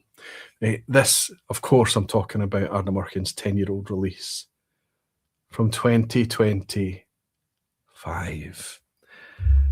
Why am I showing these to you? These are kind of almost under the radar, humble little demonstrations of where we are. Independent bottling. Whiskey that's made with no other care than flavour and quality first, to try and be as good as it can possibly be, arriving along on the scene at 10 years old and being put out there at scales that it's gonna not cause scrums, ballots, raffles, fights, hyping of price, secondary craziness. This is what I'm talking about throughout all of tonight from this perspective of the enthusiast. We can treat these like the core ranges that we were enjoying whenever it was when we first stepped into whiskey and started to enjoy whiskey. Ardnamurchan 10, if you want a bottle of Ardnamurchan 10 today, regardless of where you are on the planet, I know that maybe you would have to get it imported for a lot of you and things like that, but there is enough of this very, very special whiskey that it's available to anybody who cares enough today. This is a whiskey that did not exist just a few years ago. And it's the one I'm holding up as an example of a gazillion other whiskies that did not exist just a few years ago. So of course, I'm talking about a huge leap in quality, availability, but more than anything in variety. And I'm going to spend the rest of the night going through, holding up 1, 2, or 3 or more. It depends on mood and how many ones I want to pour into the glass. Examples of fantastic variety that we've got at our hands. It could have been easy for me to get carried away and gone up there to the Glenmorangie section. We've not just got Glenmorangie 10 anymore. We've got the 15 and the 21, of course, but we've got loads and loads of other releases, the organic, the contrast series, virgin oak. We've got different ways of kilning wood. We've got different barley varieties. We've got different combinations of peat and smoke and sherry cask and all of these things. That's all just from Glenmorangie. Go over to the Isle of Arran, and we've got a bunch of different age statements from Arran, different cask variety. That's always been the case. But more recently, we've seen even more exploration, more speciality, more, dare I say, leaning towards a market that they appreciate is much more knowledgeable than it's ever been. So when I'm talking about the golden era of whiskey, I'm not just talking about us being able to buy the good whiskey and drink the good whiskey. That is very much a part of it. But I'm also talking about the knowledge pool that exists amongst the whiskey consumption community today. I don't think there has ever been that much knowledge as there is in existence today. We know much, much more about whiskey. We care much, much more about whiskey than we ever have in the past. Back in the 70s, the boom time, especially of the 60s and the 70s, or the Hollywood era, as I like to call it, they were not sitting back and appreciating the varieties and the texture and the barley. And they were just drinking. They were just drinking. And that market still exists today. But the people who buy the product to study, to consider, to contemplate, to revel in the flavour, the texture, the aroma, the quality, the variety, I don't think it's ever been as robust as it is today. Some people will argue to me in 2022 it reached its peak, and that would be true. But they didn't care about the barley variety, the filtration status, the maturity, the cask type. They didn't care. A lot of the people that came in to make up our community during the cynical years of COVID, the pandemic, they were here because they cared about the value or the potential future value, whether they were buying by bottle or cask. They're gone now. They've realised that that cow has been milked and it's well and truly dead. The people that remain in our buoyant, thriving, vibrant, welcoming, beautiful whiskey community, we're super knowledgeable, to the point that if I went back to a quiz at the end that we do at the vPub every week from 2018, let's say, one of the early years, we're in our 9th year now, but one of the early years of the vPub, it would just be a piece of cake. Now, is that a measure of my knowledge and how much my knowledge has grown over the years? Absolutely, perhaps. But I think I've got to continually make the quiz more and more challenging just to my community here, because your knowledge, your awareness, your discernment has exponentially exploded over those years as well. So the producers have to step up. And all of this builds this scenario, this place that we find ourselves in, where the quality is getting better. The availability is getting better. certainly the variety is getting better. Let me give you some more examples. I tell you what I'm going to do though. I'm going to go back and I'm going to pour a wee dram from this wee gem of an Ardnamurchan. This is the 2024 batch, 50% ABV, 50% on last year's batch as well. No, 48.8 on last year's. I hope you're enjoying something from our new wave of distilleries that's bringing variety like we've never had before. I love the power of suggestion. I love the power of, you know, kind of a character that you can step in and you're expecting something, and there's that comfort, that welcoming nature when it just delivers it. And it's always this outdoor, stony cliff face, salt breeze, pebble beach. But there's a big, sweet dollop of something right in the center of this too.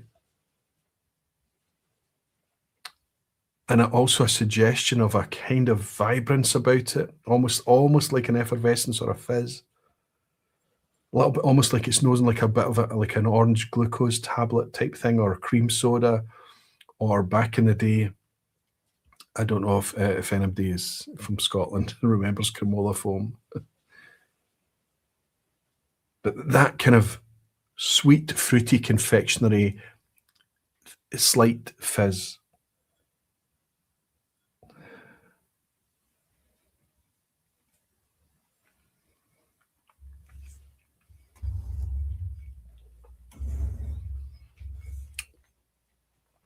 Minerals, drying, complex, much more complex than I remember, lots and lots happening, flashing. Malt, an edge to this, a funkiness, a maturity, a huge development.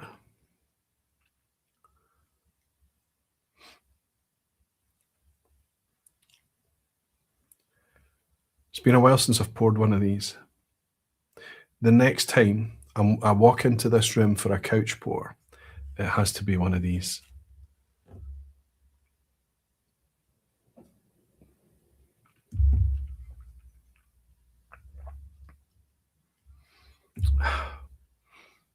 I dream at times of what I just hope that, and I'm not just about Ardnamurchan, I'm talking about all the independent bottlers out there, all independent distillers, all of these companies that have invested in these really high quality, really active casks. Because I'm dreaming of a time in the future when I can taste their 18-year-old, their 21-year-old, and so on and so forth.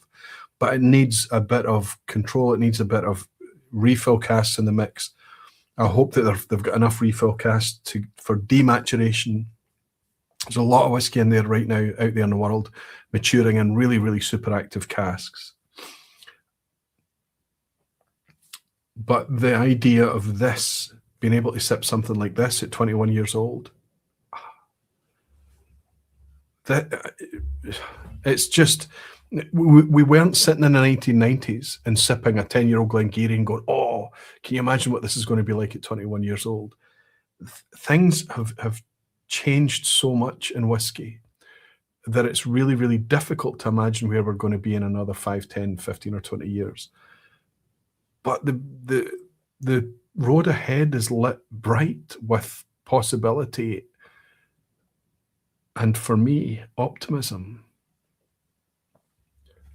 It's distilleries like these guys, like all the other new wave distilleries, that are just killing it, absolutely killing it.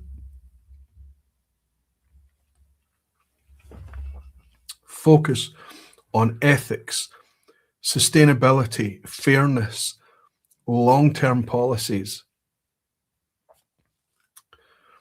flavour, depth, quality. What is suddenly very drying. Ardnamurchan is just such an outdoor whiskey. Drew from Arizona on cloud nine to finally have joined the Adventurers Club with the help of Jenny and Roxana. Fantastic, Drew. That means you're going to be offered fantastic wee whiskies every now and then. Occasionally, I think they may open that membership up. I hope they do. Jeffrey Bangers is saying, you've convinced me to do a head. By the way, Drew, how are you keeping? Jeffrey's saying, you've convinced me to do a head-to-head with Ardnamurchan cask 411 and 413. Now who's suggestible? Listen. I'm wondering what your favourite is between those two. They're both the same age, filled at the exact same moment in time, put in the exact same spot in the warehouse, left for the exact same amount of time, bottled at the exact same time, at the exact same strength, and it's like chalk and cheese. I love it. I just love it. That's the whole reason behind that, Jeffrey. It's amazing how different it is. Fusty Pudding is saying Ardnamurchan Paul Lanois release is just superb. I absolutely agree. It's one of... I think alongside, the local barleys, I think alongside so many other kind of, I will use the word hype, but I'll also explain it away. It's not hype because it's not artificially raising something. That's what hype is. It's consensus. We all agree that it's worth the effort to look out for it. Ben is saying my new 2-year-old golden lab Willow is cuddled up beside me, loving the golden age chat. Hey, let's raise a wee glass to Ben, Whiskey with Willow. Wonderful, buddy. Wonderful. That's amazing to just imagine in my mind's eye. Cheers, Ben. I won't say Willow too loud because I might wake Willow up. Justin once bought me a dram. You superstar, Justin. You still awake, buddy? Plane tickets are getting more expensive these days, but I promise I will be there at Glasgow Whisky Festival 2026.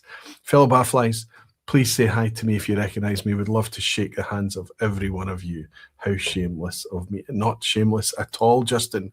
I know you were over here a couple of years ago. I know you loved it.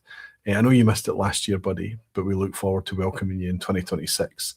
There's going to be just a fantastic crowd this year. Meet 1313. Good to see you, buddy. Saying a recent Glasgow Good Spirits Company, I guess that is, tasting Adelphi said the ABV of the early batches was dropping too fast to do 21 or 25-year-olds, probably because of high humidity. And they also have the ability to switch location in the warehouse. If you've ever been in Ardnamurchan warehouses and you stand at one end and look down to the other, admittedly, I'm talking about summertime, but you can see a haze. You can see a haze in the higher level of the warehouses. So these are corrugated steel warehouses. So you do feel they're cool when you walk in, but if you ever go up to the top of the stores or climb up high in the warehouses, you feel the heat temperature immediately. So I wonder if they're able to manage it by re-racking, get it into cooler maturation spots, that type of thing. It is a challenge for them. Jerry Miller is saying, looking forward to seeing you there, Justin.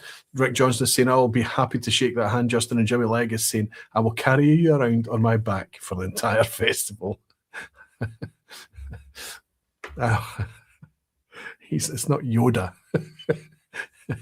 And you're not Luke, Jimmy. But it would be nice to see that. Pierre is saying, yes, great news. The bit that you visit Glasgow Whisky Festival, all looking forward to welcoming our Justin across. Andrew Doris saying, enjoy a dram this weekend, Roy. Thanks for the great vPub. Thank you, buddy. You've stayed in here far longer than I expected you to. I know you were just dropping in for a wee bit tonight, but thank you, buddy. Thank you for the dram. I'll finish off the last of my 10-year-old Ardnamurchan to say thanks to you, Andrew.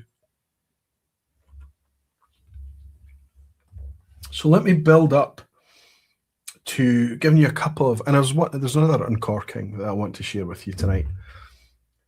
If we talk about the fantastic variety we have, just look at Ardnamurchan, okay? We've got the core range, solid, dependable, the light, pale, kind of beige-white label, Ardnamurchan core range, the AD, fantastic. But on the back of that, we've got the Paul Lanois that we're talking about. We've got the cast strength release. We've got occasional kind of wood forward things like we've got Sauterne. We've got sherry cask releases. We've got these periodical special editions as well. We've got their heritage barley. And did I mention the cast strength already?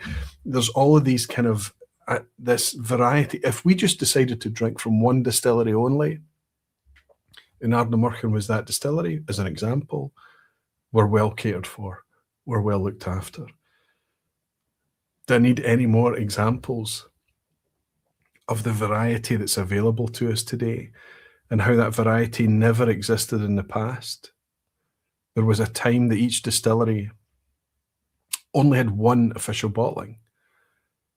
One.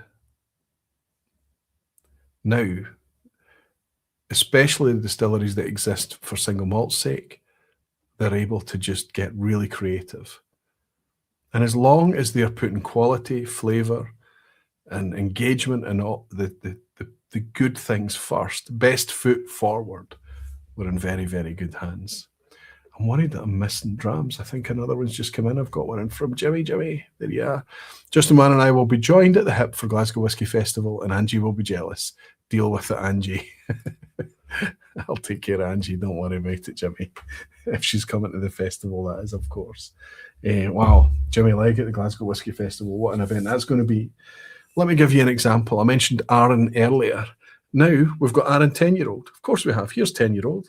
But it's got a green label. Why is it a green label? Well, it's using just their local Arran barley. This is an amazing turn of events. This is us getting to taste something that not only did it not exist before, but we couldn't have even imagined this before. The Arran were going to bring us out their version of a local barley, bottle at 50% ABV, 10-year age statement on there as well, make it available for everybody for 60 quid. I think it's about £60 this. And here, to back up my other arguments about accessibility, availability and quality, this is still available now. It's still available today, and it's absolutely gorgeous. We've got Ardnamurchans Heritage Grain. This is their Golden Promise take. Another example of the variety from Ardnamurchan. Now, I know that tonight I promised you to look at everything through the enthusiast lens, and specifically the Scotch whisky, malt whisky enthusiast lens, but we're going to deviate a little bit for what is potentially shaping up to be one of my whiskies of the year already. Look at the dent I've put in this bottle since last week. I can't stay away from it. Between this and that Ardbeg cast strength, I'm in love with it. Aberargie's not bad as well, by the way. This is Wireworks Heritage Chevalier release. It's just a stunning bottle of whiskey. So glad I've already picked up a backup bottle for it. Again, it's that purity. It's that ability to connect with something very, very visceral about the product. But I've got another uncorking. And to keep Sugar Kitty happy, we've got some ASMR, some Good Spirits Company white tissue. And I went in and picked up this one this week. This is absolutely brand new. If we want to talk about variety,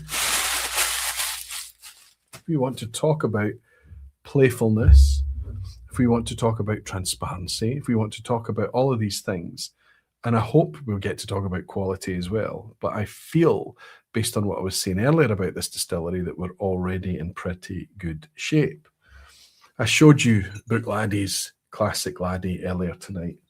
Then I showed you, and I poured a Classic Laddie, the exact same, but with a 10-year age statement on it. Well, what about we take that age statement on it, we remove all the teal packaging, we hark back to some homage aesthetics from the past, and we look at a brand new release from that same Islay distillery. This is Bruichladdich Old Skool. 10-year-old age statement, 50% ABV, and this is a 70 cl bottle. The colour of it, to my eye, it looks a wee bit darker than I expect the Laddie, the Classic Laddie, to be, but that may not be the case because it's an opaque bottle, of course. But this is a bottle of whiskey, isn't it? Despite it being in a short, squat bottle, rather, this is a bottle of whiskey. Now, I've just unwrapped this from the packaging, but already I'm excited to digest this label. Look, there's lots of information on Bruichladdich bottles, but they have the ability to put relevant information on the label, which is, I think, is a good thing. For those who don't want to read it, they don't need to read it, but it's not just AI-generated marketing, copy and paste babble, Marco babble, right? We've got a map of Islay here, And you can see it's pointing to all of these farms. And these are the farms where Bruichladdich source Isle of Barley. So we've not got just a playful kind of, oh, here's an old school label. Let's put our 10-year-old on an old school label and charge you a bit more for it. No, this is another take on Bruichladdich making whiskey, their 10-year-old whiskey, exclusively with Isle of Barley, the way they've been doing it for a while now. Putting an age, a 10-year age statement on there, bottling it at their preferred bottling strength of 50% ABV. Let's get it into the glass.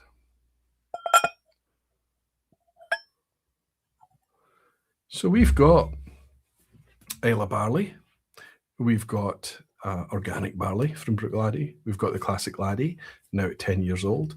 And we've got this completely different and playful take on Bruichladdich. Harken back to the past. I guess it's to celebrate the fact that they've completed 25 years now as a Renaissance distillery.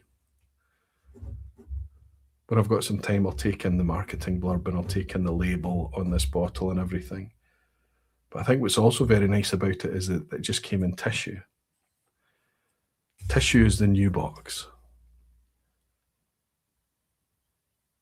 Okay, we've got an interesting, different prospect if I hark back to that Bruichladdich that I poured earlier.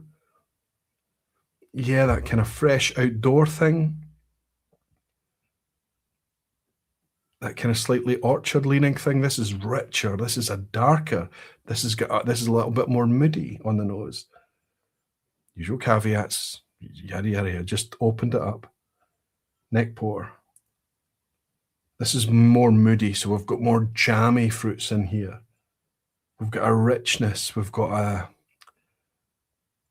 I'd even go so far to suggest that we're in an autumnal mood now. We've got some cooked fruits. Still some orchard on there, but maybe some cooked apple. Sweeter apple. Some spice in the background too. We've got some wood notes coming through, like warm oak. Again, it's nosing a little fat. Remember, I was talking about that. It's not necessarily fat. I can't remember if it's the Bruichladdich or the Springbank I was talking about, but it noses and suggests that there's going to be a fatness to this. And I think texture, and when you get that, I mean, when you start to enjoy thick, creamy, oily, fantastic, thick mouth feel, waxy, however it is, when you start to enjoy those type of whiskies and you go back to the low ABV things that have been diluted and things, that's when you start to feel let down and disappointed. Because you realize what malt whiskey is actually like when it's not footered with.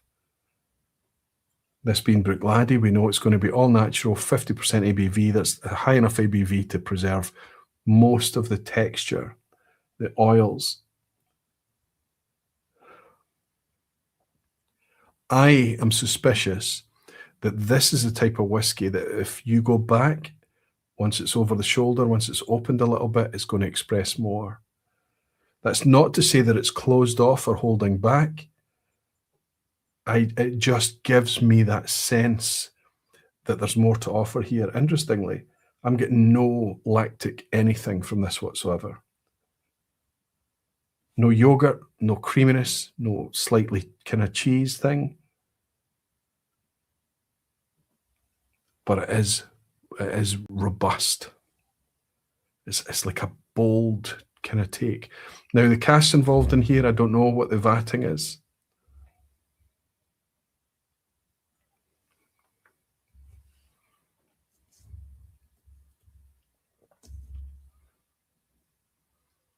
Oh my goodness.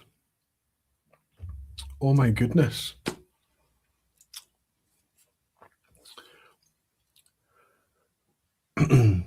Don't care how much of a Bruichladdich fanboy you are. If you've never tried this, and I sat you down and I poured you a dram of this and said, what is this? No way you're picking Bruichladdich. I'm pretty confident of that. And I mean that in the best way. This is not a 10-year-old packaged in a different bottle. This is a completely different spirit.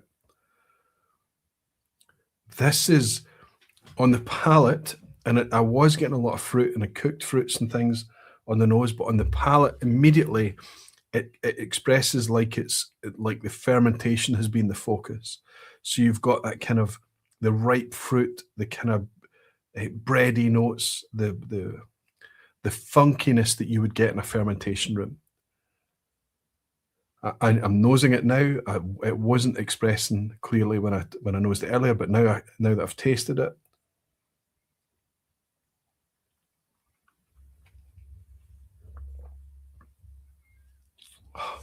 everything is plump and ripe and bright and fat and big and round and robust. Lots and lots of things that I wouldn't necessarily use to describe typical other Bruichladdich. Now, I don't think this is a particularly massive outturn. I think it's in the thousands. I think it's been shipped globally. I think it's available. It's going to be made available to most markets, but in what volumes or whatever, I don't know. I think there's a press release in for Dramface, but I didn't. I sent it straight on to Nori. I didn't read. I feel like I should have read up about this. I just wanted to hold this up as another example of the sheer variety. This is a product that has been released to be playful and to give a bit of an homage to Bruichladdich of the past or whiskies of the past, certainly, that type of thing. Old school SKOOL. Okay, you can say that's a bit kind of forced, but it's just fine. Just let it go, let it play, but let it lean on the quality of the whiskey. That is absolutely startlingly enjoyable whiskey.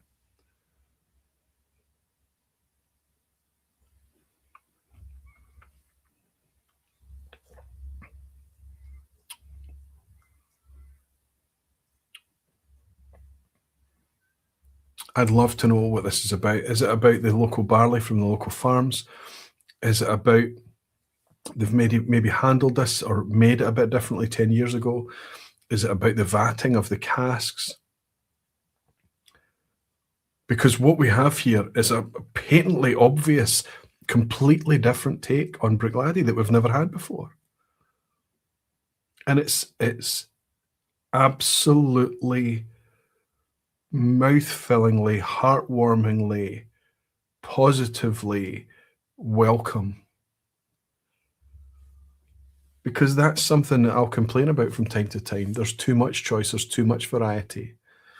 And I think that that's a valid argument when you have a distillery or a producer or anybody who's just releasing for the sake of it.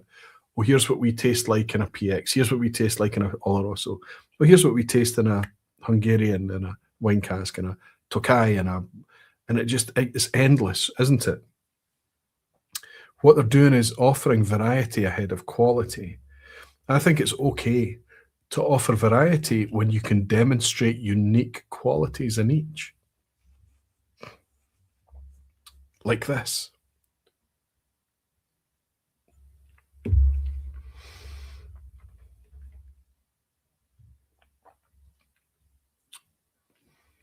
That's so nice. Peter Box, good to see you, Peter. He's saying I could easily be persuaded to come to Glasgow Festival in November. Hopefully my new knee, June, spring 2026, will be happy enough to haul me around. Peter, that would be extra specially cool. Kyle Taylor is saying, I wish they would export the paper wrapping. I cannot tell you how many Springbanks and Ardnamurchans I'm seeing priced up and sitting in the sun at US retailers. The box was there for a reason. Okay, you make a good point, Kyle, because if you are in a sunny place and the whiskey is put in a sunny window, that's probably detrimental. It's not really a concern. Closer to the source. Joe Giulino is from the States and he said, cheers from Chicago. Looking forward to the Indie Bottlers Festival, my first time in Scotland. Joe, please come up and say hello to me. It would be amazing for me to welcome you in Leith and shake your hand, buddy. That's incredible that you're coming across.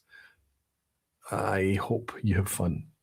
Isla Whisky is just extraordinary. I need to move, says Whiskey Slayer, celebrating being a member of the Barflies for 18 months as well. Isla Whisky is extraordinary. And this is Isla Whisky. It's absolutely Isla Whisky. I don't think you would pick this out as Bruichladdich, and I know that it's very unlikely you would pick this out as. What would you pick this out as? I think you would be drawn to something like, like Ben Nevis, Ben Romack. You would be on the kind of robust, more funky side of the spectrum, I think. It's quite a bold thing.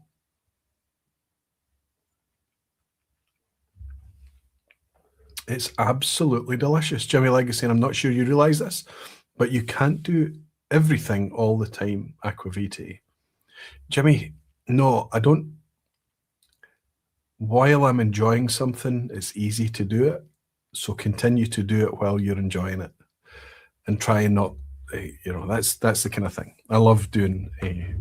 So I'm often busy. I'm super busy. So if you're waiting for me to reply to an email from you, and you think I've forgotten that email, there's a good chance it's true.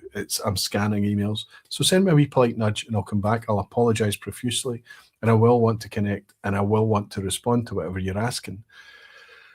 But it's becoming more and more difficult as time goes on, and that's okay, because I think most people understand that that's the case. I've gone from a time when the channel was nascent, it was just growing, and I could respond to everyone. And I think a lot of people got into the habit of me being able to respond quite quickly. But these same people are able to go, wow, he's busy now. Hey, Roy, did you get the last message? Or I messaged you that way, I never got you. Can I get you this way? That kind of thing. Best way of getting hold of me right now, today, is aquavitae.com through the Guardians. And if you join up to the Guardian Circle especially, there's a direct messaging service through the social media app. But I do try my very, very best to keep on top of everything. But I've realised not to be anxious about the stuff that I'm letting slip, because it's an impossible task. So it's a silly pursuit to try and stay on top of it. So just do the best I can and focus on the things that I need to do. Ginger Genius is saying, just returned to the Ardnamurchan Golden Promise for the Good Spirit from the Good Spirits Company. Oh my goodness. So that was the single cask, wasn't it, in the slate blue? It was a big, you could spoon that out, right? It comes out the bottle in dollops. Jimmy Legg is saying 26.1k subscribers now, Aquavitae. I believe I told you to stop at 26k. Jimmy, subscribers, they don't mean anything. They mean nothing. It's all a scam. Okay, the subscribers mean a lot, and but interaction is much, much more valuable, right? And for me, I measure interaction by the friendships, the connections, the people, the community. That's how I've grown my existence. That's how I'm sustained. I'm not sustained by the amount of views I get on a video. I'm not sustained by the amount of ads I can run alongside a video. It's a completely different way of doing it. I'm glad you're keeping an eye on the subscribers, and I'm glad that you've brought it to my attention that the number is 26.1.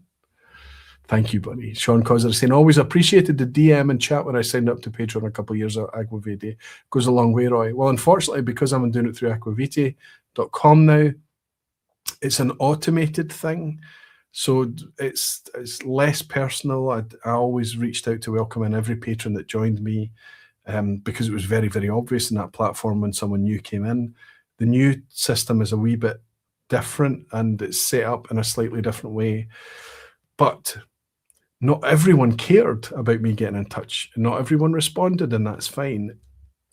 The new system gives people the option to increase their interaction as suits them. Petehead is saying, please check the earlier super chats and wish Renee a happy birthday. I will do that, Frank. Thank you so much. One of the channel elders, Frank, is in tonight, and he's instructed me to do something, and I will follow Frank. Absolutely. Oh, superstar in Canada, Eric Cunliffe. Hey, Roy, could you raise a glass for my beautiful wife? She adores you, and it's her birthday today. You know she'll be enjoying some Ardna and Octomore. Today is her birthday. Renee, I knew you before I knew your husband, Eric. You reached out to me way back when. I think it may have even been during the dark days of COVID. It was certainly about 6, maybe more years ago. And you suggested that you would like to do something for Eric's birthday. And you and I together worked out how to do that for his birthday. So how appropriate that Eric is here today asking me to raise a wee glass to wish you a happy birthday. Renee, many happy returns. I hope today and the entire week, honestly, is fantastic and you're being spoiled. You deserve it. Many happy returns.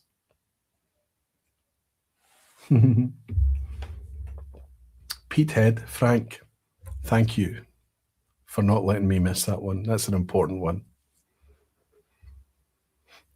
Whisky Slayer is celebrating being a member of the Barflies for 18 months, and he's saying, Isla Whisky is just extraordinary. Sorry, I picked that one up, Whisky Slayer.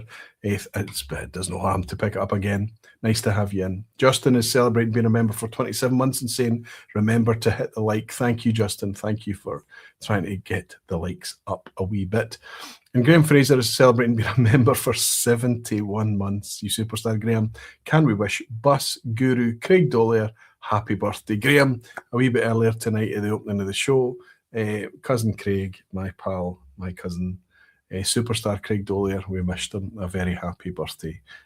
But if he's still hanging about with us tonight now, happy birthday again, Craig. Cheers, Graham. Jimmy Legacy and Roy, I honestly believe you judge your success on the number of the number of hugs you get to give out. It is very hard not to love that. I don't think I was much of a hugger. I don't think I hugged people. Maybe I did. I don't know. But in a whiskey context, I like to go with the hugs. You're the best buddy, says Eric. Not a dry eye in the house. Don't be silly, big guy. I'm looking forward to seeing you soon, my friend. I'll welcome you. I don't think I'll get to welcome Renee this time, which is a bummer, but I'll bide my patience until the next time that she's over. Ben Demon Hunter, also in Canada, saying happy birthday to everyone between March 1st and today the 12th. My wife was the 4th, and I was on Monday the 9th. Roy Aquavite. Ben, many happy returns to your wife back in the 1st. Still not too late for that. Slightly belated, but that's okay, as is yours. But the 12th, my wife was the 4th, and I was on Monday. Okay. Yes, my wife is actually on Saturday. So there's a lot of March birthdays to mark. Ben, here's to you and to yours as well. Happy birthday and many happy returns to you both. Cheers. So I want to finish out tonight by suggesting that we are leaning heavily towards variety, and we're chasing variety right now. We're enjoying variety, and that ends up taking us towards independent bottlers, because they are the epitome of variety, especially when it's super small batch or even single cask, right? And it's great, it's wonderful. But do you know what happened to me recently? I came in and I poured an official bottling of something that I hadn't poured in maybe a year or more. And I was blown away by how good it was. And I suddenly felt the anxiety of how can I keep up to date with all of these fantastic, wonderful varieties of official bottlings and independent bottlings and special projects and everything that's coming out. How do we keep on top of it? And then I said, stop. Give yourself a break, Roy. You only need to talk about what you're enjoying. Whiskey will take care of itself. There's so much that it's on no one's shoulders to keep up with all of it all of the time. We can only just try our best. I want to talk about the fact that today, with our variety, everything I've shared with you tonight is an official bottling. Everything is, okay, some of them are from big producers. Some of them are from little independent distillers. But they are all official bottlings. We can't forget about this. We think, oh, now I'm spending most of my time on independence, and that would be true of me too. The draw of independence, of the next flavour chase, the next singular experience with a single cask, or the next amazing thing, can often be found in the hands of an independent bottler. But we forget how good some distillers and producers and independent distillers are at putting out official bottlings. We forget how good they can be, even when we scale up and they're a little bit bigger. I'll share with you the bottle that I opened recently and reminded myself of how good it can be. Believe it or not, it's from Brown-Forman. This is a bottle of Glenglassaugh. Specifically, this one is the Sand End. Higher ABV. The 12-year-old is a 45% ABV bottle, but this is 50.5% ABV, and it sits alongside their Port Soy. Port Soy, Sand End, and the 12-year-old make up the official core range. This is, I mean, it's a beautiful creation, right? It's a beautiful bottle. The texture of the label, the texture of the glass, the badge, the cork, everything about this is a ceremony to open and pour. But it means nothing unless the quality inside the bottle is excellent. I've been reminded how excellent this is. Last night, yesterday evening, I was going to bed late. And I decided before I was going to bed that I was going to clean up the kitchen and do various things. And a reward for that type of thing was to just to sit for a minute. I picked up my phone, started to doom scroll, and I poured a dram to do so. And this is what I poured to do that doom scrolling with. From Dewar's, Altmore's 12-year-old. This is just beautiful whiskey. It is made, it's 46% ABV, bog standard, 12-year-old entry-level product. It blows away the majority of all the 12-year-olds that you walk into your local supermarket or wherever you may be to buy. The Altmore is an exceptionally high-quality whiskey. These did not exist in the so-called golden eras that existed before. The time that we're living in today, the quality of even the standard entry-level whiskies is beyond our... I don't think we could have reasonably demanded or asked for this 20 years ago. There's a lot of people out there that are going to say, oh, today is just homogenized, it's boring, it's more of the same, it's more of the same, it's more of the same. I don't think they're looking at today's landscape through the lens of today. I think they're looking at today's landscape based on the nostalgia and the amber-tinted glasses of yesteryear, when you could pick up transient gems that were not going to ever be around forever, that were the product of different dynamics that happened at a different time and will never happen again in the future. Today is a different time. Are you going to stand up and tell somebody who walks into whiskey in 2026 saying, wow, this looks amazing, I'm super curious? Are you really going to stand up and tell them that they've missed the boat? That they should have gotten into whiskey in the early 2000s or the 90s or whenever? Of course you're not, because that would be just to toss away all of the things that we have today that not only did we not have back in the day, but that these are things that we could never have dreamt of being possible. Focusing on local barleys, heritage grains, different ways of maturation, longer fermentation, different yeast strains. It's not just about spirit and cask anymore. It's not just about age statement. Everything's become so much more complex, to the point that I'll argue that maybe the scene is in danger of becoming a wee bit intimidating. And so, all of us, whether we've been into whiskey for 5 months, 5 years, 15 years, 25 years more. I think it's incumbent upon all of us to remember how privileged that we are, and to remember how intimidating it was when we first stepped into the space, to try and measure the size of the beast that we're going to try and conquer. How long is it going to take me to understand this thing? How long is it going to take me to experience this thing? We need guiding hands to reach out and say, it's okay, relax. You've got all the time in the world. The future is bright, and we're here to help you. Don't be intimidated. Take it a step at a time, a sip at a time, and relax and enjoy it. Sometimes I am a wee bit jealous when I meet somebody that's come into whiskey for the first time, and everything that they sip is new and an amazing new experience that they're having for the first time. It just really, really excites me. It blows me away. It's fascinating. And I remember what it was like for me.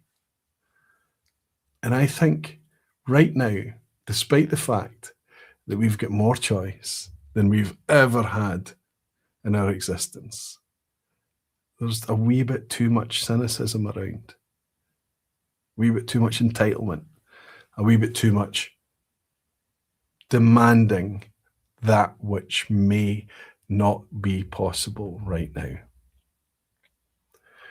Maybe I'm the one with the amber tinted glasses, but I genuinely look to you today and suggest that that's the case.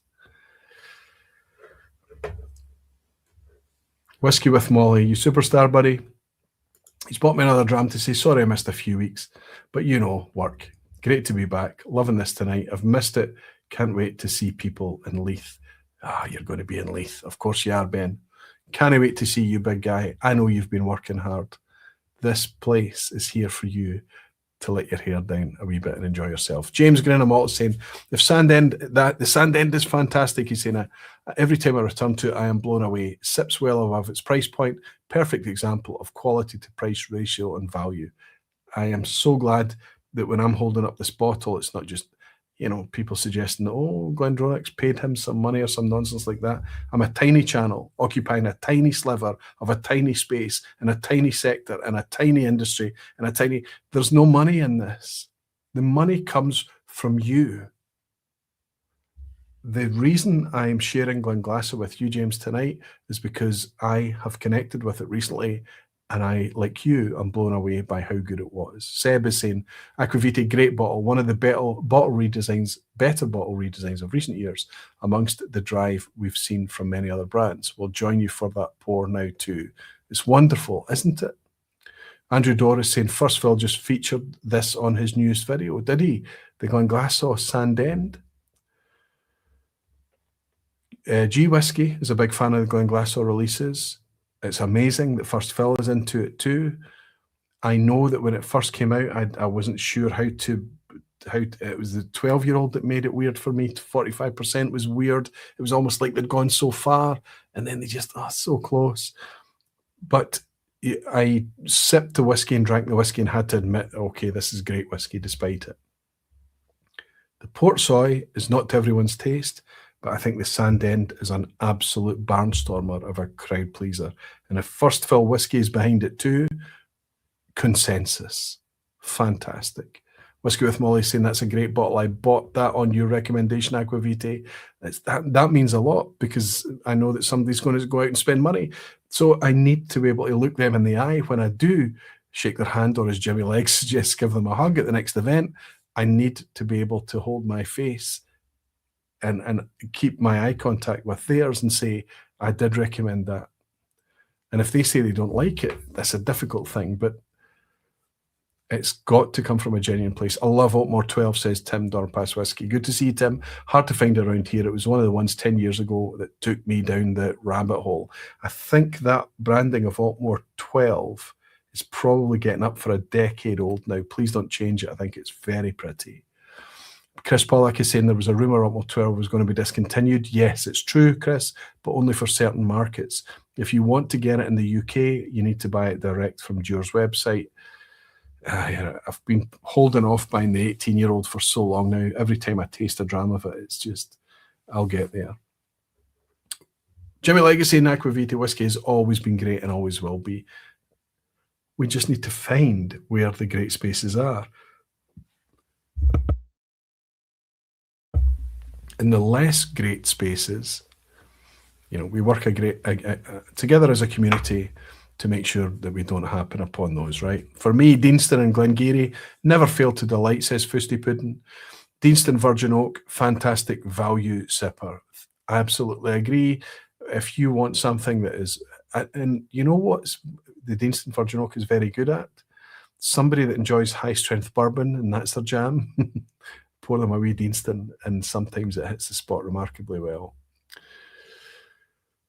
Altmore is one of my all-time faves, says Jimmy Legg. Oops, was that? It's just jumped. Who was? No, it wasn't. It was Gene Kelly. Sorry, it was Gene.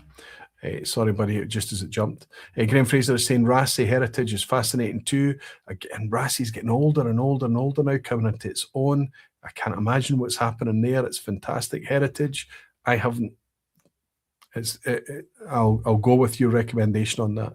Maybe I need to look at the Rassy heritage, Graham. Ginger Genius is saying, what a nice chilled relaxed vPub tonight. Just what's needed in this crazy world. Thank you, John, for your indulgence. I appreciate it. Graham Malt is saying a good side-by-side comparison to the Sanden next to the Arran Barley. Oh, that's an interesting one. David in Portugal is saying, well, now you touched on the golden age criteria community. We are bigger, louder and impactful and clearer on how to connect with the walk alongside each other. And when everyone else falls by the wayside, when the moods and the fashions and the investment opportunity, when that all wanes, who's here, right? Graham Fraser is saying I've bought bottles of the real old school laddie from the 1990s to do a comparative tasting. Same label, different shaped bottle. You remember it used to be the tall bottle. Absolutely, Graham. It's quite nice to see these homages coming out, the ones I've shared with you tonight with Longrow, Springbank, and of course with the Bruichladdich as well. And I don't think it's nostalgia. I think it's because they're in a position now where they can do these things. And it's kind of nice for them to hold up examples of what used to exist back in our nostalgic kind of mind's eye golden era of whiskey, when the truth is that I think this is the golden era. Loving the 12, looking forward to the Sandend, says Bruce Bernard. It looks like the Glenglassaugh was a popular pick as well. David is saying another ASMR lost, lol. Oh, what have I missed? David, I know exactly what you're referring to. I'm glad I didn't forget my decorum on that one. GKM 072159. GKM, good to have you in. Cheers all, Aqua Vitae, watching from the States. Hopefully this is not sacrilegious. Drinking an Old Forester 1924 10-year-old bourbon, allegedly closer to 12 years, but I do love my single malt. 1924, that's not the Prohibition then, is it? Prohibition is a 1920. I think I've got the Old Forester Prohibition. There's nothing sacrilegious about that. If you're enjoying a dram, I don't care what category it is, where it's from. If you're enjoying it, you're very welcome to be here. Nice to have you in, my friend. Nice to have you. So there we go. I think it's incumbent upon us all to remember that, we've got memories of the past, of what whiskey used to be. And it was genuinely fantastic, and it had such an impact on us that we remembered, and we stored these memories away like little gems to, pull out and marvel at a bit later in our life. But nostalgia, and as I keep mentioning those amber tinted spectacles, we can sometimes get a wee bit lost in the mindfulness that we should possess about where we are in whiskey today. These whiskies I've shared with you tonight is ridiculous that these can even exist. Genuinely. I mean, honestly, that the one that I'm most keen to pour anytime soon is this Wireworks. It's just a fabulous. It's the purest example of Wireworks, and yet it's the most elusive. Every sip I have of it, I can't tell if it's bright and fizzy or big and thick and fat or creamy. It's all over the map. But it's exactly what you want from a whiskey. It's amazing. It's just from an old, dragged back into life barley strain unpeated from Wireworks, exclusively ex-bourbon. Thank you. It's spectacular. But on the way to get to something like that tonight, and I tell you what I'm going to do, for the last clean glass that I have, I'm going to open that Longrow. Everything is just spectacular whiskies that can only exist in the space where there are invested enthusiasts, geeks, aficionados, connoisseurs, nerds, botherers, barflies, people who care. People who care about flavour, people who care about how it's made, and people who care about how it's sold. I know it means a lot to all of you. I wanted to dedicate a vPub tonight to how it matters to me. This is very red wine in colour. There's a huge, big, reddish blush to this. Almost like a magenta. Can you see it? How can I hold up something white? Here's an envelope here from the car insurance. Can we? I don't think you can see that in the camera. Maybe you can. But there is a slight pinkish highlight to this. I'm not suffering from peep light tonight. We have a peaty whiskey in the glass. We also have, there's fruit tea in this. There is a tannic element to this. There's no doubt that we have some, maybe some sherry, but certainly some European oak, maybe some red wine. This is probably the hottest whiskey I've nosed tonight. I know that I've nosed other 57.1% ABV whiskies tonight, but this one expresses quite hot.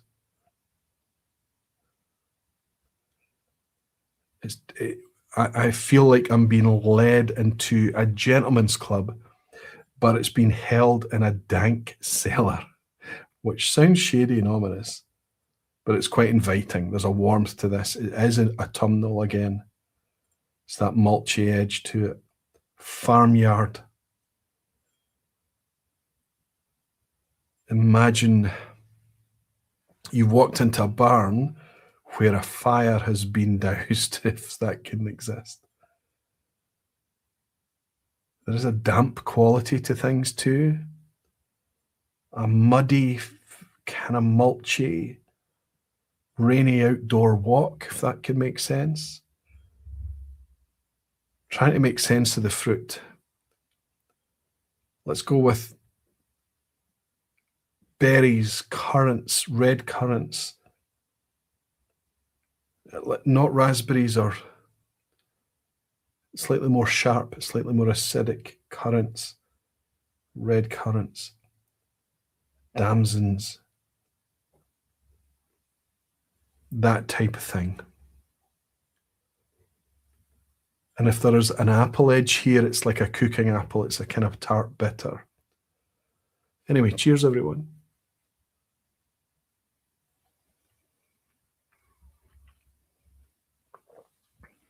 Oh, aye.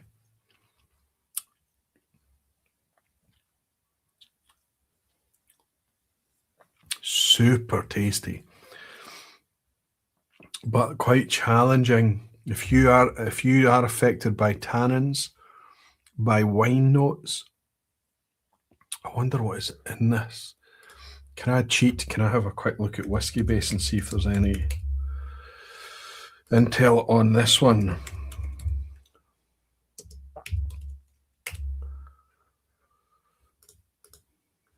(2025) bottled 57.1 Longrow 100 proof refill bourbon and Rioja. There we go. 26th of 11th 2025. Let's see if that's our bottle code. I love Whiskey Base for this stuff. Love it. I can't see it in this light. Yes, there you go.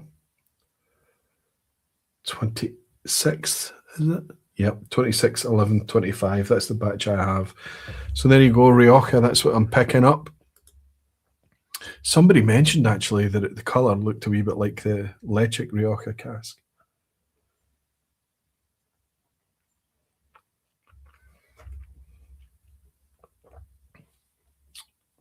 Still very good. Very tasty. Very delicious. Lip smacking. Lots of flavours. Salt. Salty. Did not expect that. On the development there. Nice salty note. Good. Adds to things. The tannins do come across like a fruit tea. I know I have a lot of friends who love this stuff who are a little bit less sensitive to those tannins than I am. I've got other friends out there that I would not be able to easily recommend this to because of that element in it, especially when you mix it in with a kind of farmy, mulchy, autumnal vibes to things. But it is quite moreish and fruity.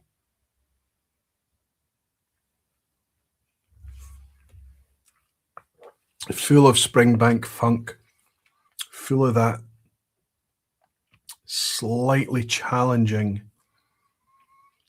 grippy, sour, barnyard.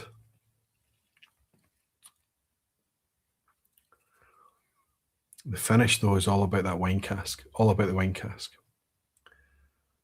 It really is like you've taken a big sip of fruit tea. This is 6-year-old, 4 in bourbon and 2.5 in Rioja, says Ben. Thank you, Ben.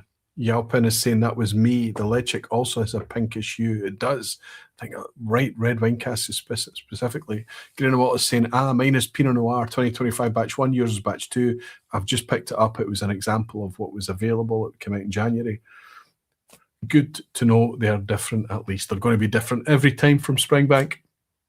Their very nature, the way they go about business. They embrace the batch variation and we love them for it.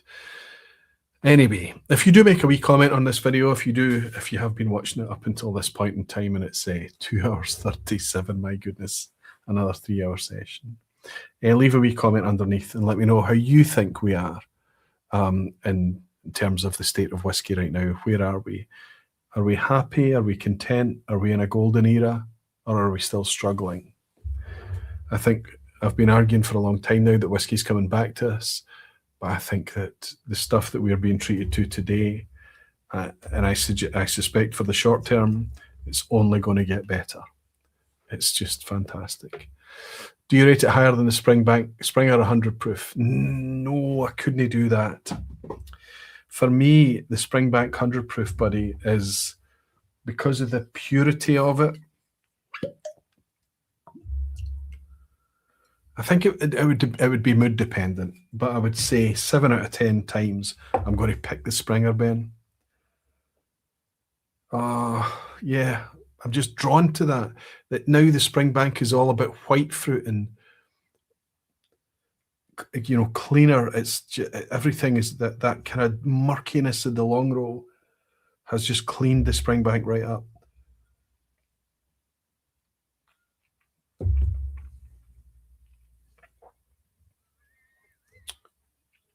It's bringing a nutty, a sweet nut, almost like a honey cashew type edge to things. No way I was getting that earlier tonight. Only sipping it in contrast with this.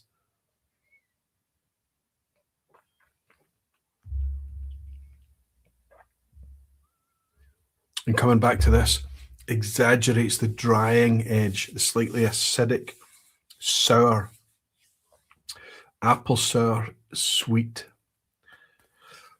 I know it's difficult. These tasting notes, when you're sitting down with a pad and a pen and you're being much more contemplative and much more considerate over each word, you can make more coherent tasting notes. When I'm just kind of shooting from the hip, live into camera with you tonight, it can be a wee bit more tricky, but doing my very, very best, Ben, I would pick the Springer. But around about the same price, right?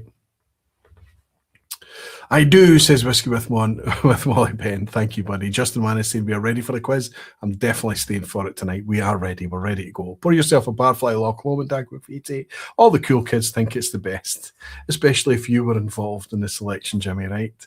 The GLT bottle.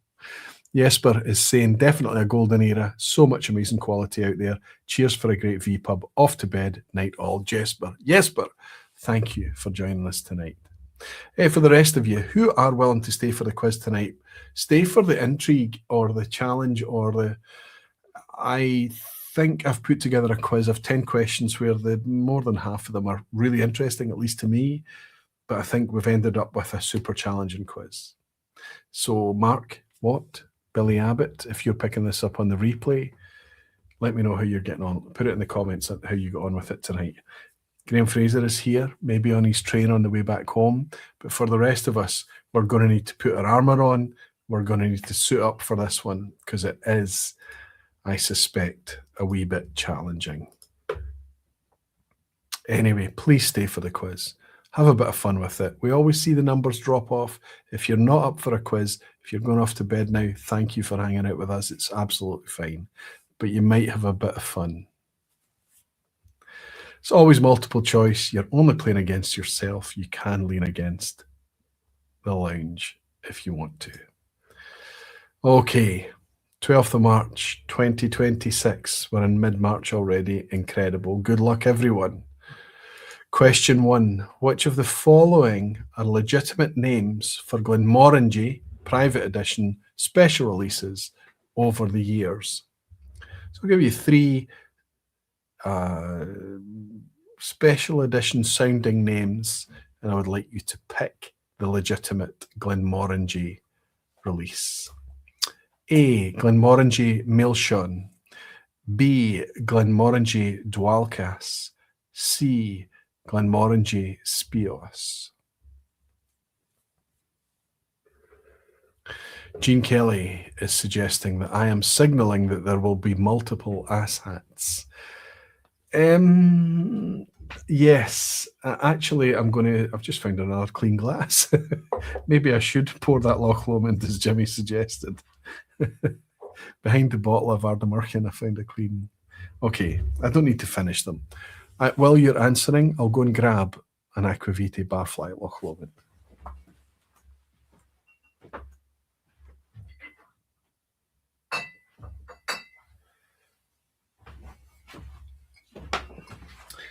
I didn't need to go too far. It is indeed a bottle of JLT, the 12-year-old. Fruit Bomb, 53.1% ABV. You know, I would rather bottle it 55, right? But this one had already gone a wee bit more concentrated than that. I'll raise a wee glass to my pal over in Nova Scotia and his Mrs. Angie and say, cheers, Jimmy Leg. Thank you for the, oh my goodness. The fruit. Thank you for the suggestion.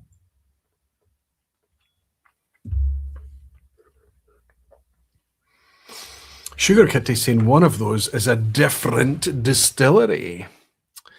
So he's answering A, whereas Big Jimmy Jazz and Gene Kelly and many, many others are saying C. James is saying A and C along with Whisky Slayer. But we do have a split. Definitely AC. Got both, says Whisky Slayer. Okay, I can tell you that Gaelic for sweet is milestone. Gaelic for heritage, history, legacy, dare I say, is dwalkas. Spios is Gaelic for spice. And I can tell you that therefore A and C is correct. Dwalkas, Gaelic for, well, the closest Gaelic word to legacy. I don't speak Gaelic, but dwalkas is tomatin. We call it legacy in the UK and Europe, but in the States, legacy is used elsewhere, so they called it dwalkas. So if you answered A, or if you answered C, or A and C, you've scored a point on the first question. Which of the following distilleries produces unpeated, heavily peated, at 40 parts per million phenols, and ultra heavily peated, 100 plus parts per million phenols, that are all represented in its core range. So we're looking for a distillery that has unpeated, heavily peated, and ultra heavily peated. Which distillery are we talking about? A, Springbank, B, Ardnamurchan, or C, Bruichladdich?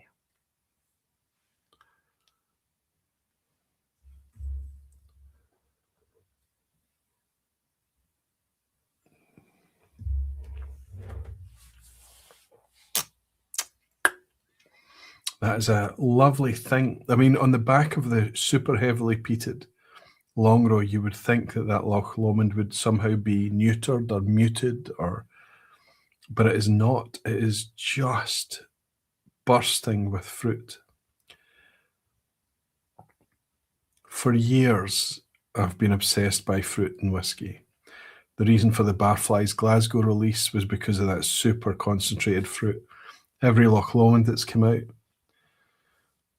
the stone fruit in the Daft Mill, the tropical fruit in the Ardmore, the figs and dried fruit in the Macallan. The last question, B, was Macallan. B was Macallan. Everyone's going for C on this one. Clearly Dalmore, says Daniel Key. Good to see you, Daniel. We were talking about you earlier. We gave you a wee shout out earlier, buddy. I know there's a banana skin here. Springbank and Ardnamurchan both do peated and unpeated, but it's Bruichladdich that's famous for doing unpeated, then moving straight to heavily peated for their Port Charlotte and ultra heavily peated for the Octomore, all of which are represented as part of their core range. Hopefully that was quite easy for everyone. Question 3, the Thompson brothers recently released a curious peated and unpeated Alness blended malt.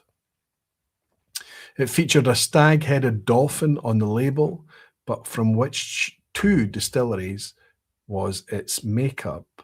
So even if you haven't seen this, I suppose you're going to go with, I'm going to help you. I'll tell you what I'll do. I'll pull the bottle up to put it in camera for you. What 2 distilleries is its makeup or makes up the blended malt? A, Balblair and Dornoch, B, Dalmore and Chinenic, or C, Clynelish and Old Pulteney? I've got a bottle here. It's not opened yet. I haven't tried it. I am very, very keen to try it. Looking forward to opening this one soon. This is Thompson Brothers blended malt. It's a 12-year-old.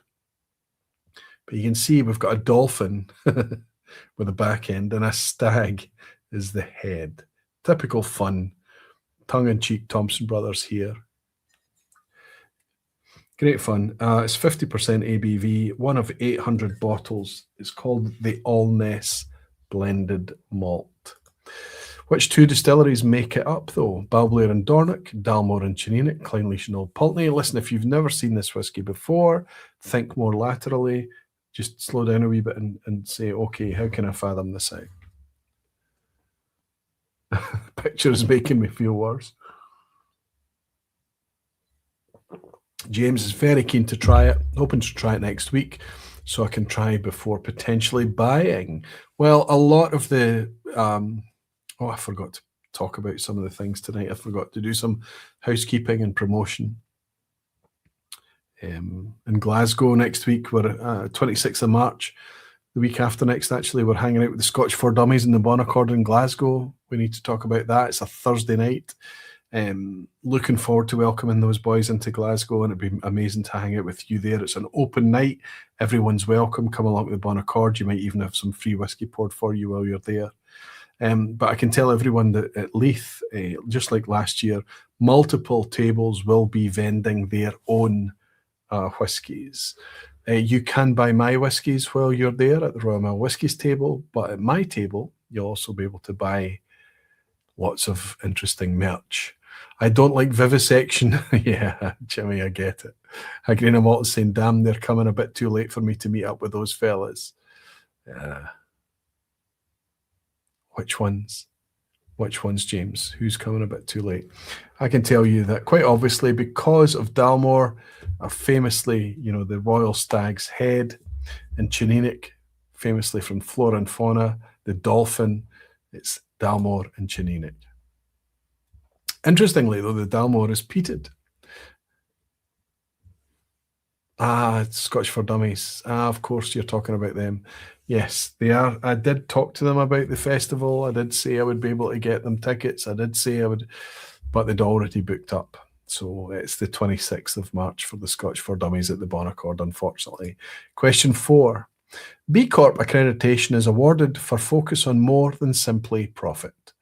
Which of the following lists feature all B Corp certified distilleries? I'm going to give you 3 lists. I need you to pick the list that features all B Corp certified distilleries. A. Bruichladdich, Northport, Nicknean. B. Ardnamurchan, North Uist and Arran. C. Ardbichy, Springbank and Glengyle. One of those lists are all B Corp. And this is important because this is not just about how good they run the business and how great their performance is. This is about ethics, how they treat their employers, sustainability, long-term strategies, all of the good stuff. B Corp is a significant thing. And if a company goes through the efforts to get the certification, I think it's worth being talked to. My brother runs a business down south, and he went through this certification, and it was very, very difficult to get, but he's very, very proud of it, and he's become an evangelist for it now that he has it. There are distilleries out there, 5 distilleries now counting in Scotland, only 5 that have managed to get there. One of these, A, B, or C, is a list of 3.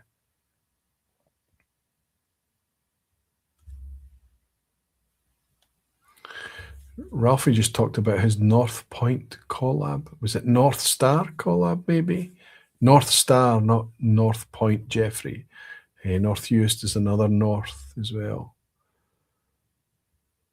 Should have put Nicknean in more of the answers. Okay, says Ben.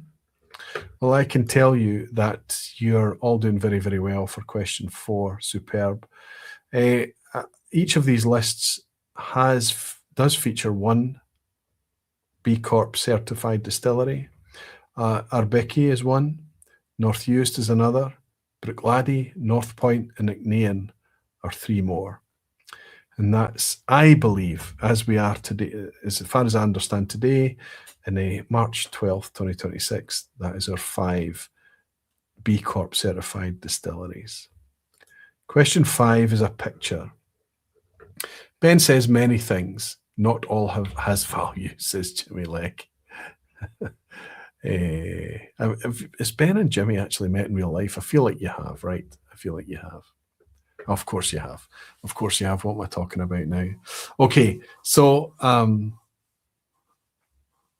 we are looking at a scene, a distillery scene, the courtyard of a distillery scene, and we're looking over many, many casks of different size and scale.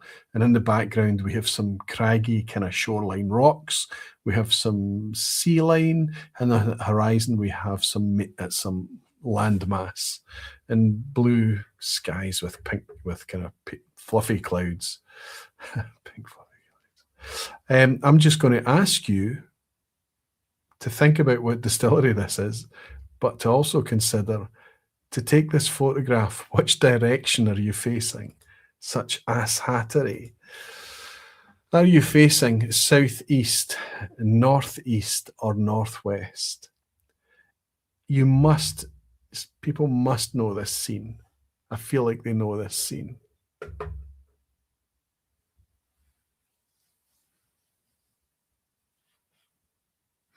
Real life Aquaviti, because you were there too. That's what I remembered, and I corrected myself. I remember exactly.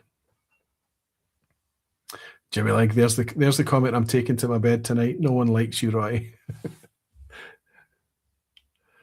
Oh, for feck's sake, says Mike Molasses. I know, buddy, I know. But if you think about this, if you can imagine where this is, the ass hattery is part of it. You do need to know two things. Thank you, Sugar Kitty.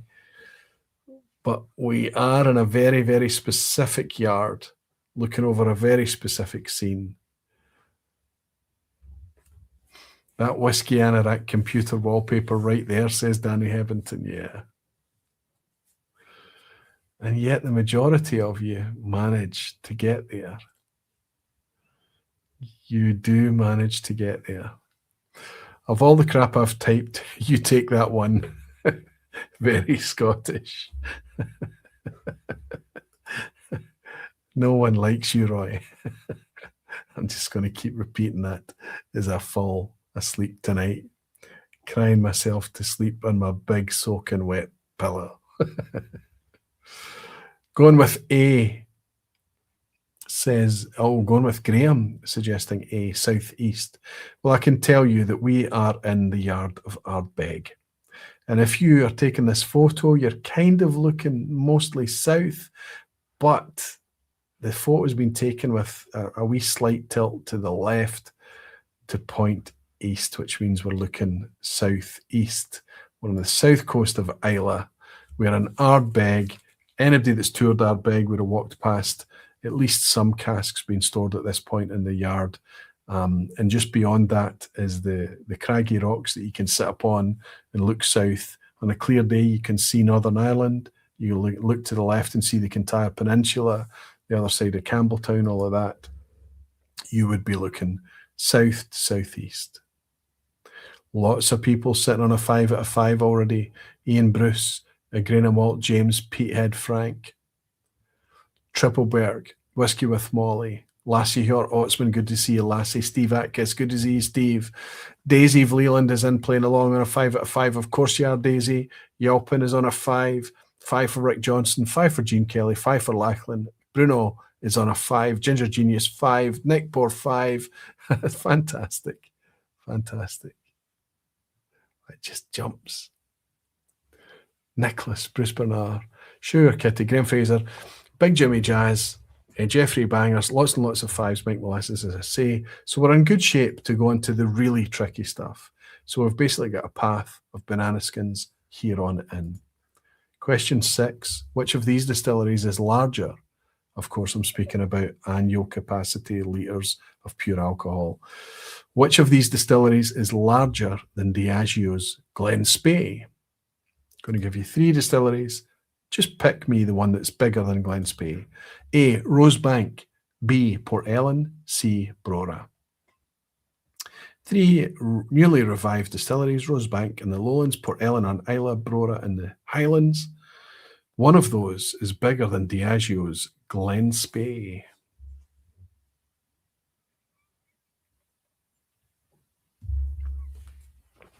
We often think that new distilleries, you know, even revived distilleries or distilleries that are brought back to life again, like these 3, that they're quite small concerns. And the owners would like to portray them as really artisanal little boutique, very special, very, very rare liquids. But actually, they're not particularly small. Daniel Key is on a 5 out of 5 as well.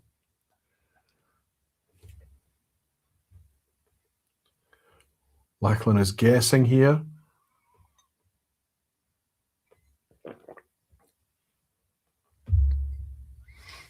Seb is saying, Aquaviti, nobody still doesn't like you. Seb's still in here playing along at the end. Fantastic. He's going for B. Big Jimmy Jazz. Good to see you, Jimmy. He's going along for B. Are you... When will I see you? Will I see you in Leith? I don't think I will, actually. You're not coming to Leith this year. Ginger Genius is on going for B. Grain of Malt going for B along with Nicholas the Nick Bohr, Sugar Kitty. James McGoran over in Sweden going for B. Whisky with Molly saying, wow, I don't know. So Ben, you get to decide. Do you go with the flow? Do you follow the crowd? I think they are all smaller. I can tell you that Glen Spey is 1.5 million litres. It's actually in the top five, or the bottom five, I suppose, in terms of scale of production for Diageo, along with Port Ellen, Brora, Royal Lochnagar. There's a lot of quite small Diageo distilleries. But Rosebank is 1 million litres. Brora is 1 million litres. Port Ellen is 1.7 million litres. Port Ellen is a big concern. It's been brought back big. That's a real banana skin when all of the answers are wrong. Glen Spey is 1.5 million litres. Question 7. What happened at Springbank in 1992? I'm going to give you 3 options of scenarios that may have happened at Springbank in 1992. You just have to choose the correct one. A, they began making triple distilled Hazelburn. B, they restarted their own floor maltings after 30 years of dormancy. Apologies for the typos here. Or C, they resurrected the long-lost Longrow branding for an official release. What happened in 1992 at Springbank? They began making triple distilled Hazelburn. B, they restarted their own floor maltings after 30 years of dormancy. Or C, they resurrected their lost Longrow branding for an official release.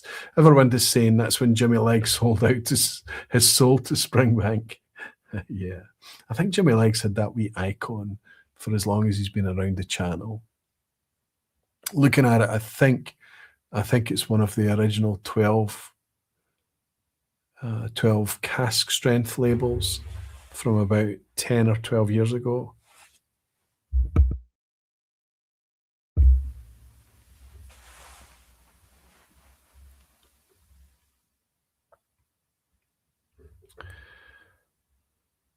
A, Hazelburn, B, opening floor maltings, or C, Longrow. Wow, I'm not catching you out tonight on this one. Not catching you out at all. Triple distilled Hazelburn, I think, was 1997. Longrow, they started making it in the early 70s, but they brought it back to life in the 80s. So the answer is therefore B. The floor maltings that they closed in 1960 were brought back to life in 1992. Well done, everyone that answered B. Question 8. It's not getting any easier.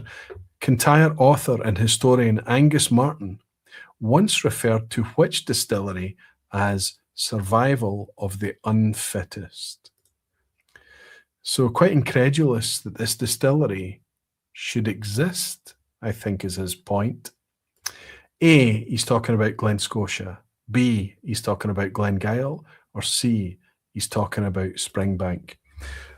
Before you start to complain about how tricky all of these questions are, how difficult they are, I'm a long standing promoter of the Malt Whisky Yearbook. Every year, Ingvar Rond puts a hell of a lot of effort into this wee kind of sidekick to our whisky journeys, or kind of pocket friend.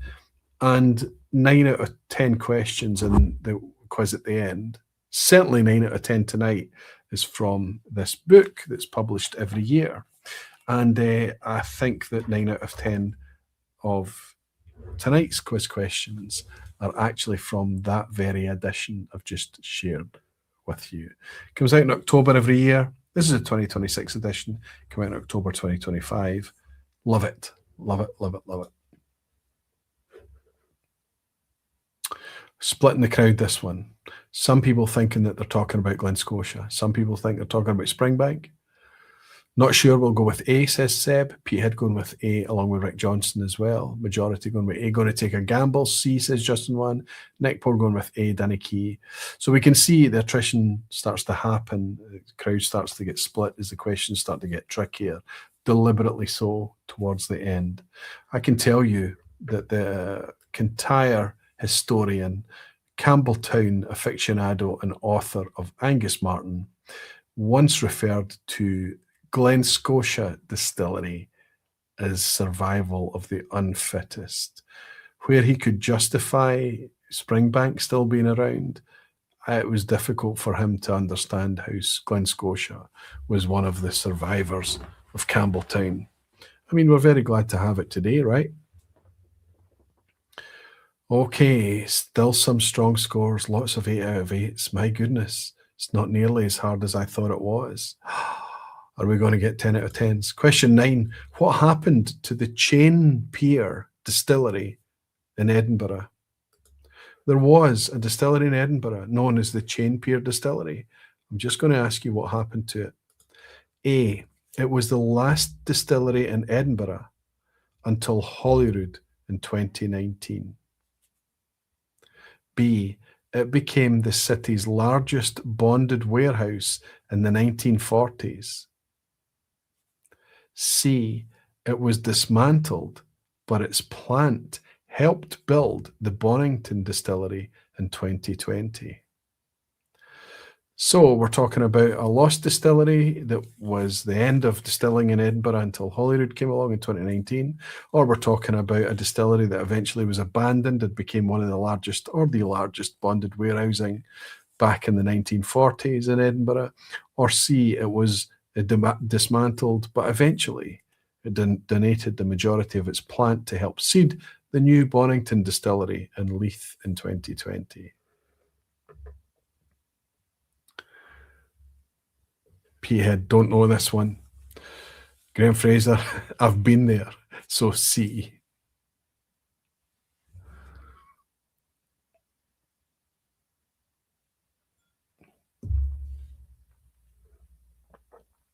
Look at the 8 out of 8s. Sugar Kitty, Graham Fraser, Jeffrey Bangers, Big Jimmy Jazz, Danny Key, Bruce Bernard, Mike Molasses, Desi Vleeland, Hjalpin. I don't know if I'm pronouncing your name well. It could be Joapin, Hjalpin, I think. Lachlan McKenzie, Nicholas J, Triple Berg, Nick Poor, Seb K, Ian Bruce, Rick Johnson, Gene Kelly, Grainer Malt James, Pete Ed, wow, Jimmy Legg even. There's so many of you. But can you get this one? What happened to Chain Pier Distillery? Everyone's going C. Thanks, Graham.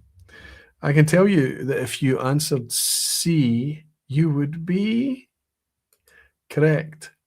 But you would also be correct if you answered A.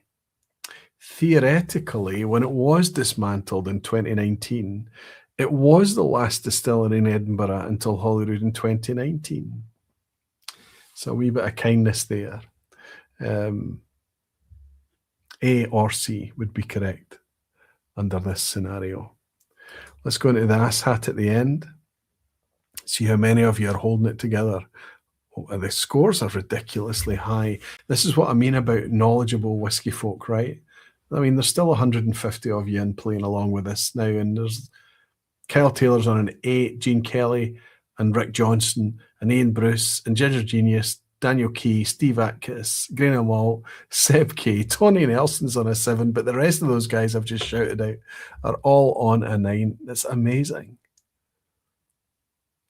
Also on a 9, Bruce Bernard, Lachlan McKenzie, Jeffrey Bangers, Graham Fraser, Nicholas, P-Head is on an 8, Yalpin is on a 9 as well, Whiskey with Molly, it's nearly 1 a.m, get on with it, my back is sore, carrying Jeffrey Bangers.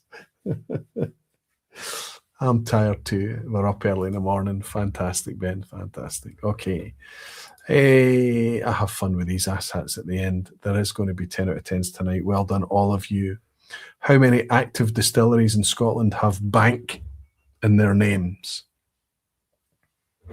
How many bank distilleries do we have that are active? How many active distilleries? A, sorry, I should say exactly the name as the number of active distilleries with Bay in the name. B, exactly the same as the number of active distilleries with North in the name. Or is it C, exactly the same as the number of active distilleries with Mill in the name? The ass hat at the end is meant not only for you to know the answer to 2 separate different things in order to get the question right, but also just to be deliberately awkward, obtuse, frustrating, annoying, and have you throwing things at the TV, laptop, iPhone? Maybe you're just listening on AirPods.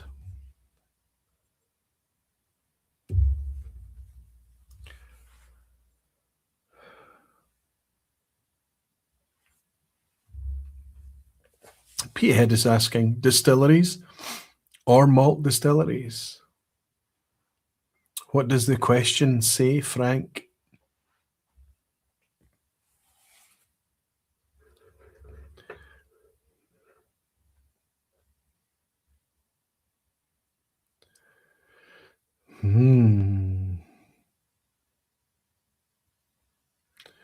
Grain of Malt James is saying, oh, Jesus. Whiskey Slayer is saying A, B, and C. Oh, it's a brave move. Bruce Bernard saying B. Tony Nelson saying C. Kyle Taylor saying A. James Morgan saying you're in, Kyle. No takers. Okay.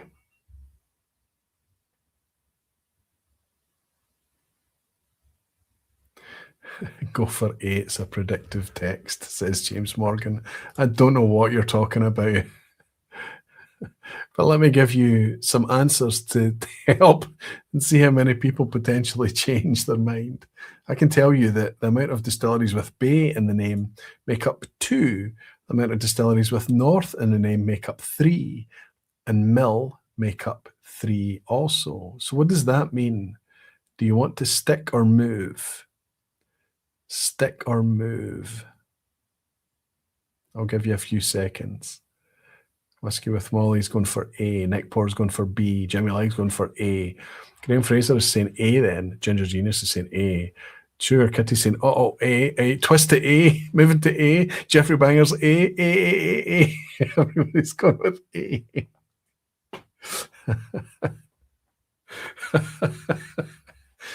The important thing about the quiz at the end is that we have fun. Mill, Eden Mill, Daft Mill, and Strathmill is 3. North, North Uist, North Point, and North British. Hence Frank's question about grain and malt. Bay, we have Ailsa Bay and Lagan Bay. So it is 2 to match with Rosebank and Springbank. It is 2. Oh my goodness. Ass Hattery. Anybody made it to 10? Come on, did anybody make it? A recant, fair enough, Bruce, though, eh? Graham Fraser on a 10. Grain of Malt on a 10. Loads of 10s. Gene Kelly on a 10. Rick Johnson on a 10. Daisy is on a 10. Tremendous. Danny's on a 10. Bruce Bernard's on a 10. Ian Bruce. Grain of Malt, so celebrating his 10. 10 out of 10 for Steve Atkins. Amazing, Steve. Lachlan McKenzie also on a 10. Whiskey with Molly, I think, congratulating his fellow 10s, maybe. Jeffrey Banger's 10. Jimmy Legg's on a 10. Nick Poor 10. I thought it was going to be so hard tonight. I thought this was going to be tricky. But once more, you hammer home just how knowledgeable you are. Knowledgeable whiskey folk. I've got a lot of whiskey in the glasses still here in front of me. I have finished a couple of the glasses tonight, but that's okay. We don't have to finish them all, right? Certainly not when it's a school night or if we're up early or whatever in the morning. But I'm going to take one of these. And if I was to pick one of these to pour and take off to my bed, it might end up being that Loch Lomond at the end, actually. It might actually be the Wireworks Chevalier. I don't know. I haven't even poured any of that yet. But these are all just fantastic, spoilt for choice, ridiculously privileged whiskey opportunities that we have. I know that you might not necessarily buy into all the nonsense that we live in whiskey right now, all the negativity, but I think what actually happens is we focus on what's happening in the industry rather than focusing on the privilege that we have in front of us, should we want to partake in it. Right at the end, I've had a dram in from Donner Pass Whiskey. Tim Superstar, he says, today there are wonderful perma-shelf integrity bottles to be had and discontinued beauties available at auction. So golden times indeed. Here's to that, Tim. Absolutely, my friend. Thank you for the dram, buddy.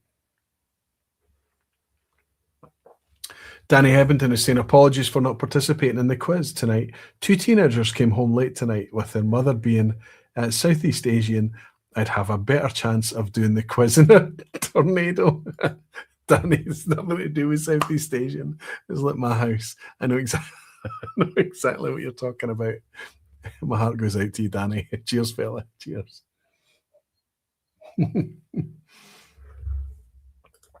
Thank you for the dram. Jimmy Legg has bought me another dram. You're so generous, Jimmy. Thank you so much. It seems like every vPub is better than the last, but this one was truly fantastic because of the people. I agree with you, Jimmy.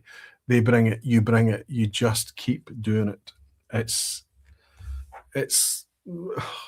restorative for me. Sometimes I'm tired on a Thursday. I never seem to be tired at this point on a Thursday night. Love you, big guy. Thank you for the generous dram. Cheers, Jimmy. And with that, I think we'll wrap up this golden era celebration of whiskey. I think we'll wrap up this 12th of March vPub. I think I'll enjoy. Well, let's think. In 2 weeks' time on the 26th, we have an event in Glasgow, so there's no vPub on the 26th. But next week, the night before we do the Leith weekend, I will be here. I will definitely be here to welcome you for a vPub next week. So it's the 19th, we're safe. 26th is no vPub. I may reach out to somebody else. I may go out to Jim in Northern Ireland, to David down in London, to maybe down to the southwest, to Pete again, to Jeff Whisky, or just kind of see if there's anyone else willing to step in on the 26th.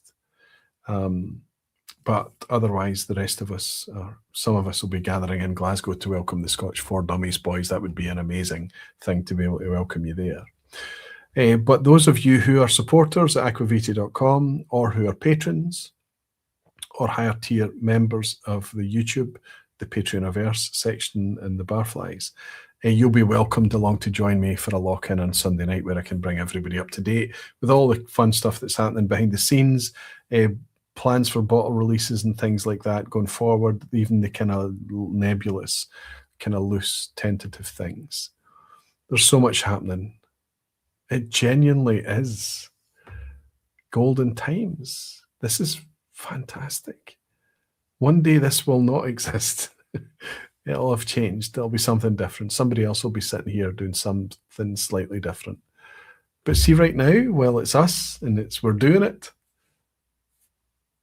We need to acknowledge the good stuff. And I think there is literally infinite, endless, impossible to try it all good stuff to be had. I'm glad to be here, exploring, searching, and sharing it with all of you. When is the lock-in, Cal Taylor? Sunday night, 9 p.m. Green and Watt saying we'll be in Edinburgh on the Thursday, so may miss the vPub, but see you next week. Looking forward to it, James, as always. We are doing it, says Aquaviti. We are, buddy. Says Jimmy Legg. Daisy Leland is saying, thank you, Roy, for a fab positive vPub. Like Jimmy said, every vPub feels like the best. See you Sunday or next week. Hugs are incoming. Daisy, one of the favourites. I look forward to seeing you every time. You're a wee bit like, you're just like Rolfie, so many others. It's just like, it just makes it feel so real. Daisy, I'm looking forward to welcoming you back in Leith once more. Rick Johnston is saying, another wonderful vPub, Roy. We'll see you in just a few days. Ah, fantastic, Rick. So there is a polo shirt at the end of your journey for you, buddy. Yapin is saying, time for me to crash asleep. Thank you for a great evening. Yapin, thank you for hanging out with us. It's nice to have had you here for the evening. Lachlan is saying, thanks, Roy, Aquaviti, and good night, folks. Thank you, Lachlan. I'll raise this wee glass to all of you to look forward to everything that we have ahead of us. The vPub on Sunday night, the vPub on Thursday, a week from now. Then, of course, the Leith Festival weekend. Maybe I'll get to welcome some of you in Glasgow on the 26th of this month with the Scotch for Dummies boys who are over. That would be amazing too. And then suddenly we roll into April and it's a whole other month and springtime is upon us. But until then, I'll raise this glass and remind you all that you're very dearly loved. Until then, Slanjava. Cheers.